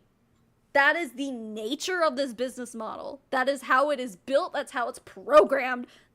That's how it operates. Pyramid scheme allegations. The pyramid scheme. So one of our other videos is really popular. Maybe I'll just search that. So I think if you search like pyramid scheme or We pyramid did MLM. too. We did one when we first started. Yeah, so look, this was our initial video, okay, from 4 years ago. And then this anti-MLMer is fact checking us. She made us and- famous. Yeah. I think So we got a thanks, lot of thanks views for it. Maggie. Maggie Mumbles, I've never watched her channel. I feel like I remember Aaron shouting her out, so she's probably great too. But, I mean, not to view shame or anything, but like 849 views and they're like, she made us famous. All right. For people who want to like shoot for the stars and try to say, oh, potential is limitless, blah, blah, blah. They seem to put a lot of value on 800 views. No offense to Maggie Mumbles. I'm not trying to I'm just saying they sound fucking stupid when they say that. Mumbles, and we watched it, and she's like, I don't know, she's off about most of it, but she's basically concerned is like, how could these people in a pyramid scheme be talking about if it's a pyramid scheme? Like, it doesn't make sense. But no, I think if you Well, I think actually it's important if you're in it, like whatever people can only talk from experience, and this we're is your living it, general so. anti-MLMer right here. It's usually women who have tried and failed at it. There's some successful. This one, why I quit the MLM industry at the top. Ooh, that's exciting. So, Ooh, that's exciting. Yeah, have you given Josie a singular view? Maybe listen to what she has to say, dude. Like, basically, they're quitters who are making an industry. They're profiting off an industry. okay, quitters? She was at the top of her company, dude. Oh, but she was a quitter. She made it to the top, dude. Making a shitload of money. I mean, like, what? I just, like, see, this is why it's like you just can't have conversations with these people because, like, they have the fucking nerve to say to someone like Josie that call her a quitter. It's like, she was in the top 1%, dude. Just a voice, thank you. It's so worth it is the most disingenuous, disgusting phrase. I smell a t-shirt, maybe. Love your deep dives lately, thanks. Oh, thank you, Just a Voice. I appreciate you being here. But anyway, okay, let's keep going. I fucking, these people. Industry that they're shitting on. So Yeah. it's really An angry an population. interesting dynamic. But they have So some valid angry. concerns, and that's why we're talking today. So the allegations No, you're talking because you just can't your ego is so goddamn fragile that people having any concerns with what it is that you do, you have to go and make an hour-long fucking video debunking it with your anecdotal evidence. Like, critics often liken MLMs to pyramid schemes, where the primary focus is on recruiting new members rather than selling actual products or services. This recruitment-focused model can lead to a saturation of the market and financial losses for those at the bottom of the pyramid. So, oh, well, yeah, those at the bottom of the pyramid makes up 90 something percent of them. So yeah, that seems pretty spot on. Now he's gonna go into this whole spiel of him being like, oh, pyramid schemes are illegal. It's like, okay, Herbalife literally, like, you guys want to shit all over Herbalife. Herbalife got fined for being a pyramid scheme. They had to change their compensation plan. LuLaRoe got sued for being a pyramid scheme. Young Living, I'm pretty sure that lawsuit is still going on where they're being sued for being a pyramid scheme. Paparazzi has multiple lawsuits alleging that it's a pyramid scheme. See, the thing is, it's like, they're all operating as pyramid schemes, but like, you can't, there's so many of them, you can't just like, oh, you're shut down and you're shut down, because it is, like you guys like to keep saying, it's not all black and white. Because there's loopholes. So when they find a legal loophole in order to operate, they do. And that's why they still exist. Like,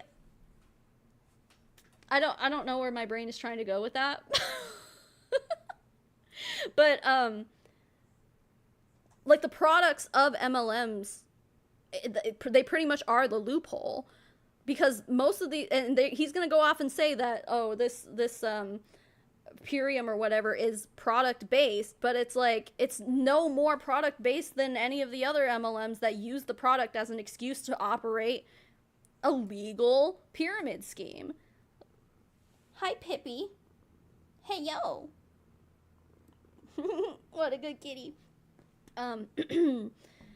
Yeah, because for the most part, like, the way they have products to avoid being labeled as a pyramid scheme, but just because a company has products doesn't mean they're not a pyramid scheme. Like, look at Advocare, look at Herbalife, look at fucking LuLaRoe. Like, I don't know. I just know everything he's about to say is just going to be a bunch of bullshit. It's basically all I'm trying to say. like, it's a Ponzi scheme, a pyramid scheme is like, there's no product or service. You're just recruiting No, people. it's They all not. pay in, and there's That's a Ponzi scheme, yes, but not a pyramid scheme. Pyramid schemes can't have products. Again, Herbalife, Advocare, LuLaRoe, Paparazzi, Young Living. Plenty, like, there's so many other ones. I don't even know. I don't even remember which ones. But multiple MLMs have been shut down or fined and forced to change their compensation plan because they're being accused of being a pyramid scheme, and they all had products. So you're already wrong. people getting effed over at the bottom, people profiting at the top. Like, that does No exist. product, yeah. That's like those things happen. People go to jail for them. They're highly illegal. And for that reason, there's laws in place. People should know what they're getting into. They should be protected. There should be like legal action that And there you can is. If proceed. it wasn't a scheme, it would be shut down. Like, they do get Yeah, the FTC for that. over 20 years, and there's There should be regulation, transparency, and consumer awareness. Absolutely. And that's why we're here. Consumer awareness. Like, I just want to know what they think is making them separate from all the other MLMs with products that have been labeled as pyramid schemes, because they're really not different. They all have the same fucking compensation plan in a nutshell, They're not any different. It's just the FTC is focusing their manpower on the MLMs that are obviously bigger, first of all, but the ones that have been caught doing shitty stuff over and over again. Like, those companies exist, but they just don't have enough manpower to just go around writing up, like, doing investigations on every single MLM and being like, we're gonna shut you down because we found that you're a pyramid scheme. Like, that for one company takes like years to do investigations like that. Like, it's not feasible. So that's why you people are still fucking operating, dude. That is 100%. But that is also Hi, why Hunter. we take heart when people accuse us of being in some kind of pyramid scheme when it's really not. The idea that there's someone at the top of pyramid making all this money, like it's false. Like, Well, like, like Yes, there is. It's you guys. Allegedly. I don't know. I don't know. Do we need to look at the fucking income disclosure statement again? La la la la la, here we go. All right. 0.04% of the company, highest weekly commission earned $5,000, average. Well, okay, so let's even just say $2,100 a week. What would that be? $8,400 a month. Sorry, I'm allergic to pee. But even then, like, that's not even that much for being at the top of a pyramid scheme. Being at the top of an MLM, like, that's not even that much money. $8,000 a month, and you're in the top 0.04% of the company? The fuck? Oh yeah, that's not true. That's not true that there's just one guy at the top making all this money. Yeah, look at the percentages here. You got the second rank, 26%. Wait, is this? No, that's qualified. Oh, they're all spread out a lot more here. Because these aren't, so this one is for all the people who pay the 50, or put the $50 order in every week, or every month. Yeah, the pretty high numbers are in the first 1, 2, 3, 4, 5, 6, 7 ranks, and then the bottom, where people are actually starting to make like thousands of dollars a week. Damn, what the fuck? There's one person who made $13,000 at the E rank.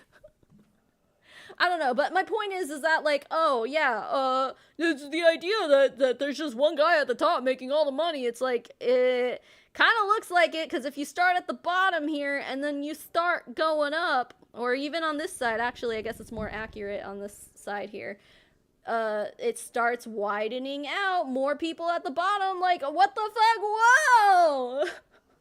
Whoa! Like, the numbers here don't lie. They don't fucking lie, dude. I just can't. It's all there in black and white. Like, Purium put those numbers out, where you can clearly see there are much less people at the top making the more money. And then at the bottom, there's significantly more people. there's for a fact that 100 people in the business make more than the people at the top. So it's not a Wait, what? 100 people at the bottom make more than the people at the top? What are you fucking talking about? Also, Av said something funny. Well, there's not one at the top. There's maybe, I don't know, 3 people. You're right. There's not just one people. There's not just one people! Oh, it's getting late, dude. There's not just one person. There's these 2 people. So there's 2 people at the top. Mixed with a few other people, I guess. So, yeah, sure, okay, a small handful. I don't know how many distributors Purium has, but I don't fucking know. 2 things that don't lie. Hips and numbers. That's why I prefer cube schemes. Yeah, those are my favorite. like that. and the founders themselves, the founder himself. So, And the irony of, like, people who work in businesses where there's this corporate ladder to climb, accusing MLM people of being in a pyramid, it doesn't make sense. Like, that is the real. there's literally, It doesn't make sense because you think that the shape is what makes a pyramid scheme. And you're not considering that it actually has to do with the flow of money. But since there's one CEO and multiple frontline employees, then it's just as much as a pyramid scheme. Or just as much of a pyramid scheme as an MLM. Like, these people have 0 critical thinking skills. 0. We're gonna have to get to a stopping point here soon, because I can't sit here for another 3 hours and do this. Like, I have to go to sleep. It's 8 o'clock. Let's get through this bullet point where they're talking about the pyramid scheme, and they'll get to part 3, or the third point, and then I don't know, maybe tomorrow we can do a part 2. I don't know. I might not have a voice tomorrow after this. I've been yelling for 3 hours straight. I'm already feeling like I'm gonna lose my voice. And we haven't even gotten to the worst part, dude. Like I was telling you guys earlier, like, she literally will start going off and saying that she purposely went looking for people with mental health problems. She starts saying, oh god, I don't even remember. Oh yeah, she starts bringing up unaliving themselves, like people who unalive themselves. Like, it's fucking crazy. So I want to finish this whole video, but like I cannot do it tonight. I just have too much shit to say. So maybe we'll do it tomorrow. But anyway, how long will I be streaming for? Hopefully no longer than like 5 or 10 more minutes. Dude, I'm so tired. My brain is fried from these people. Yeah, part 2. I'm thinking so. Emily says THC is so much healthier than booze. Oh, are we talking about drugs? Oh, you guys are talking about drugs. I love it. Yeah, no, I agree, Emily. When it comes to weed versus drinking, like, it's like night and day, how I feel afterwards, you know? Like, I always feel like shit if I drink. But, like, I take a night-night gummy every night because I don't like to dream. So if I take 10 milligrams of THC, I don't have dreams. So so I prefer it that way. And then I don't wake up with a hangover or anything. Like, yeah, no, THC is great. Drugs are great. We're talking about quitting not being a bad thing. Sorry, my mic cord is in the way. Oh, yeah. Yeah, quitting's not always a bad thing. Anyway, pyramids in chat for part 2. Guys, Hunter said it, so. All right, let's get through this. Oh my god. I hope they don't elaborate on this point much longer, because I'm tired. CEO, executive, They're literally, vices, yeah. that's the pyramid structure. And So the reason stupid. that MLMs get labeled like that is because corporations, mainstream media, they do not profit from direct selling. It's a direct. There is so much lobbying going on with the DSA, the Direct Selling Association. Like, there's so much political power involved in multi-level marketing in this entire industry. There's so much money involved in this. And this dude has the fucking nerve to be like, oh, well, they mainstream anything, they don't profit. It's like the fucking DeVos family runs Amway, and Betsy DeVos was in Trump's cabinet. Like, what the fuck are you talking about? Mainstream didn't Kamala Harris, or was it Michelle Obama? I think it's Kamala Harris. Like, didn't she have ties to like Herbalife or something? Like, I know I'm talking politics here and stuff, but like, the people who run these MLMs are also rich CEOs, like, just like corporate America. Like, if we're gonna compare the two in that way, he doesn't know what he's fucking talking about. Oh, the people who matter don't profit off of it, so that's why mainstream media doesn't like it. The DeVos family. Let's start there. Meanwhile, plenty of people like fucking, who is it? Alexa Vega, is that Spy Kids girl? Like, she famously joined doTERRA, I think. Like, so many reality stars, people who have a following, like, join MLMs and stuff. Like, they're on mainstream media, you know? It's just wild. And also, like, Advocare, before they got shut down, like, they used to be a sponsor of the NFL, I think, one of the major, like, sports leagues. Like, you're gonna sit here and say that there's no money to be made by anyone who means anything in MLM, and that's why mainstream media doesn't like it? Like, you're so misled. Whoever's telling you this shit, your fucking upline or whatever, dude, you need to start doing your own research that's, like, not biased. Threat to their profit model. So you'll never hear anything positive about MLM, network marketing, social selling in mainstream media. They shit all over Or in it. the academic. Oh, really? That's weird, because I'm pretty sure, like I said, like, Advocare was all over the place. Like, they were, like, doing huge, like, oh my god, what's the MLM that was on, like, a race car, a NASCAR car? Was it Amway? Yeah, I think Amway was, like, all over, like, NASCAR and shit. Like, what are you talking about? What the fuck are you talking about? Also, oh, here's a good one. Project Runway. They used to have They've been sponsored by, I think they had Avon, but then they also had Mary Kay. Yeah. Mary Kay was like, they were like sponsoring fucking Project Runway. Like, oh yeah, you never hear anything about a good in mainstream media about MLMs. The fuck you do? Excuse me? Disney and Scentsy, yeah. Thank you, Dither. Yes. Sorry if that clap was really loud. But yeah, I mean, and Disney's partnered with LuLaRoe also. Like, I mean, come on, dude. I don't know what fucking delusional la la land these people are living in, but it's not our reality. They're just making shit up. They are creating a narrative that does not exist. World. I know my father was head of finance at McGill, which, is a very big school. And I know the approach is. Ew. What he just drank, there was like a clump of it left at the bottom. Can I go back? What is this?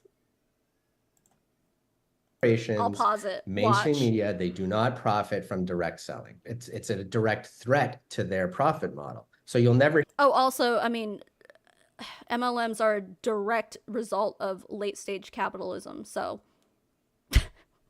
okay, but yeah, no one who means anything will benefit from hear it. anything Anyway, okay. positive about MLM, network marketing, social selling in mainstream media. They shit all over Or in the it. academic world. I know my father was head of finance at McGill, Here we go. is a very big school. Look! What? Are you serious? Can you? Oh, that's volume. I wanted to zoom in. Look at that! That's disgusting. Dude, shake it up. What? This is wasted product right here. Do you just drink? You just drink the liquor? Are you just gonna throw this out? No, he'll just mix some more water into it and have bonus smoothie. Bonus shake. Woo! Oh, his swamp water. Yeah, I'm just like, oh my god. Looks disgusting. What? This certainly does not make me want to try this. Imagine how like lumpy it is. Like gritty. It clearly doesn't dissolve in water very well. Sediment. Yeah.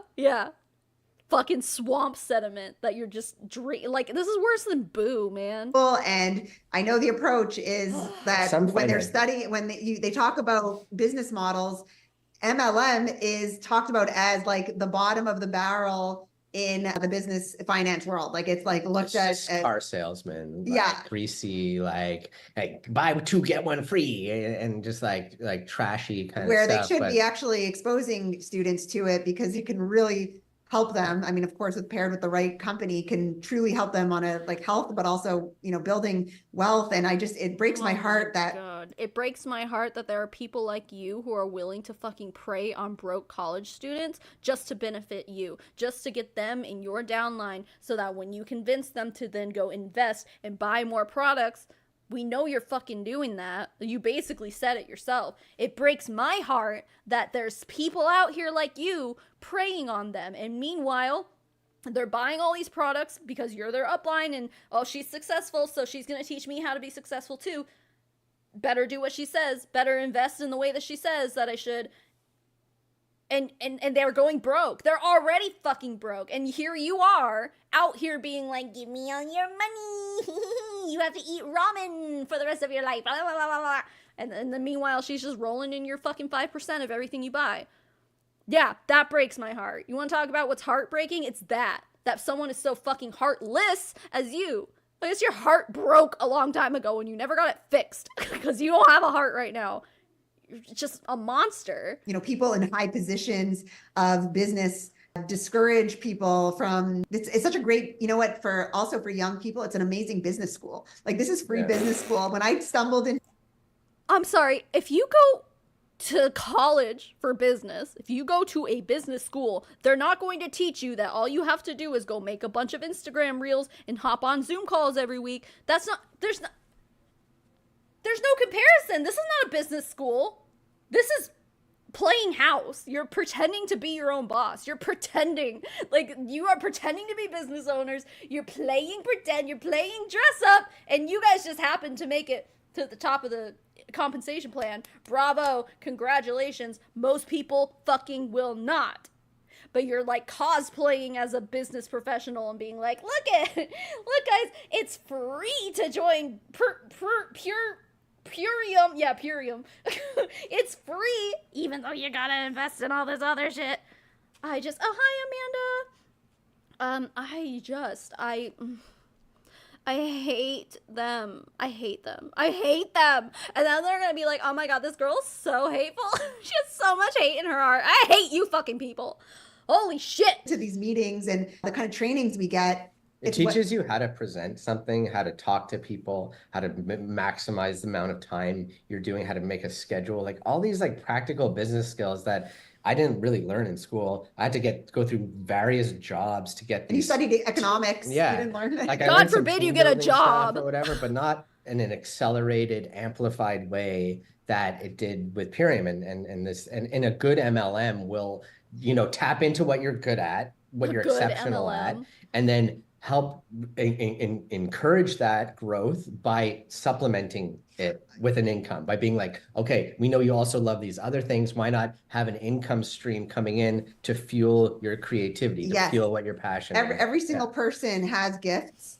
And I knew I wanted to help people. Like I knew that my heart was to help. And so I went to study psychology. We were just learning like history about psychologists, not help. Like it was just not practical helping people. And So did you drop out after a semester because like the psychology 101 is teaching you like the history of psychology and you're like, I don't need to know this, just teach me how to diagnose people. Like, sounds like you were a quitter, ma'am. My god, this isn't helping me. I don't need to know the history of the field I'm trying to work in. How do you not see that there is probably some important things to learn from that? To learn how the industry that you're trying to get into evolved over time. I mean, we're talking psychology, like you're trying to be a doctor. It's kind of important to know, like, you're essentially your founding fathers of psychology, and like, it's kind of an important thing. But if you only made it in school long enough to be like, when I went to psychology school, they just taught us about historical psychology figures and it wasn't relevant or useful. It's like, did you just go for one semester? Like what? I'm sure later on you're gonna learn actual psychology. Like, oh my god, I can't. Oh my god.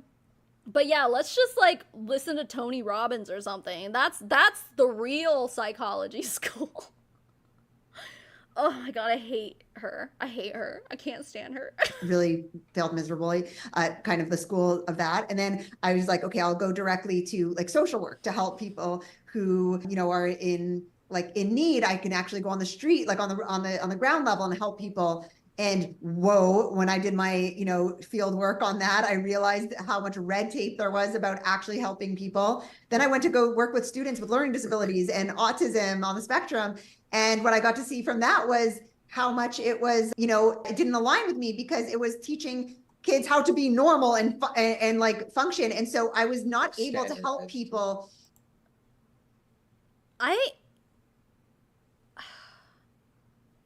They keep talking about mindset, like we had to learn the mindset of blah blah blah. It sounds to me like she had a shitty mindset through all that stuff that she was just talking about. Terrible mindset. If that is where your thought process went while you were trying to be a psychologist and then a social worker and then working for like adult day programs or even youth day programs and stuff for people with special needs. Like my husband used to do that. He did that for like 10 years and it's a really fulfilling job. But like she's getting mad at that whole like not industry, whatever you would call it, for bringing like a sense of normality, like because those people in those programs, like that becomes their what's it called, like a daily oh my god, routine. It becomes routine for them, and routine is like a really important part of like people on the spectrum and stuff like that. Like routine is kind of everything, and being part of programs like that establishes a routine, you know, which is really good for them. And she's like getting mad, like, oh, they're trying to basically treat them like real people. It's like, ma'am, what was your idea of helping people then? Getting them to eat your shitty food? That's not food, it's supplements. Like, yeah, field would have been a good word. Field. Yeah, thank you. Yeah, autism and is that what ND is? Neurodivergency in general isn't something to cure these ableist assholes. Yeah, I mean, I don't know if, I think she just, like, her idea of helping people is obviously flawed, right? Because she thinks she's helping people right now in a fucking MLM more than she could have ever helped somebody working with, like, underprivileged or, you know, underprivileged people in the field of social work, but then also, like, people with special needs. Like, but you're being so much more helpful now in a fucking pyramid, excuse me, in a fucking pyramid scheme. She sounds like she wanted to help people to look good, but when it came down to the actual work, it was too hard for her. Fucking bingo, Giggle Trig. Did I say your name right? Giggle Trig. Yeah, bingo. Right, just fucking bullseye is exactly what it is. It's very, Schitt's Creek. Was it Alexis? Yeah, when she was, like, trying to find jobs, and she was, like, working for the vet office, well, for Ted, and she was just, like, not wanting to do anything. It's, like, kind of that. In my gifts, in all the avenues that I seeked to get into a position to be able to help people. Like, it was just, there was barriers at every turn. And whereas here, in what I love about our, you know, and it doesn't, I don't think it's particular to just Purium, but Purium is the only example I know, and it really, like, hugely satisfies it. But it gave me an opportunity to work with people. I was thinking, didn't Donald Trump say that? No, but he said bigly, right? Hugely, bigly, same thing. Like, one-on-one, and truly get to show them systems and structure and tools that have a huge difference in their life. And it was way more like I got to step into what she is literally trying to sell the idea that she is helping more people now than she could have being a social worker. Or working with special needs people, like even in, like, a group setting. Like, it is fucking delusion at this point. There's so much cognitive dissonance here. She literally thinks that her literally scamming people and making money off of the losses of others is being more helpful to her than being a fucking social worker. Bigly, that's where your mind went to. Okay, good. I'm glad I'm not the only one. She is the worst kind of fucking person. It's terrible. It's fucking terrible. I've always wanted to do that the system blocked me from, which is helping thousands and thousands of people. So and Jared is an editor, you know, he has so much creativity and skills around making, like, and he was in marketing and advertisement and commercials. And it's like, here he gets to use, like, what I see it as, if imagine you were just given this project, like, here is, you know, a blank slate of just the highest quality food. It's up to you, whoever you are, whether you're in marketing, fashion, helping people in, you know, healers, whatever, to use, like, find your special gift and find a way to share it with your people, like, whoever your niche is. So yeah, so imagine the most fun project at school, but you're actually getting paid for it. So that's how we went into it, and that's why it's fun. Cool. Yeah. So I mean, if you look at, that's how I look at YouTube, basically. When I was in school, my favorite class was TV production, and then I went to college for it, and then I dropped out. But yep, my favorite project in school was getting to make stupid videos and working on the morning announcements and stuff. And now I do this, so I get that. However, I think what they're doing is a little different. The funnest project in school. No one was scamming people in school, dude. at school too, it takes the pressure off of needing to, you know, right away make money when you see the investment that we're putting in. Yeah. Okay. Okay, where we're gonna end it here, y'all. Holy mackerel. I can't for another fucking minute.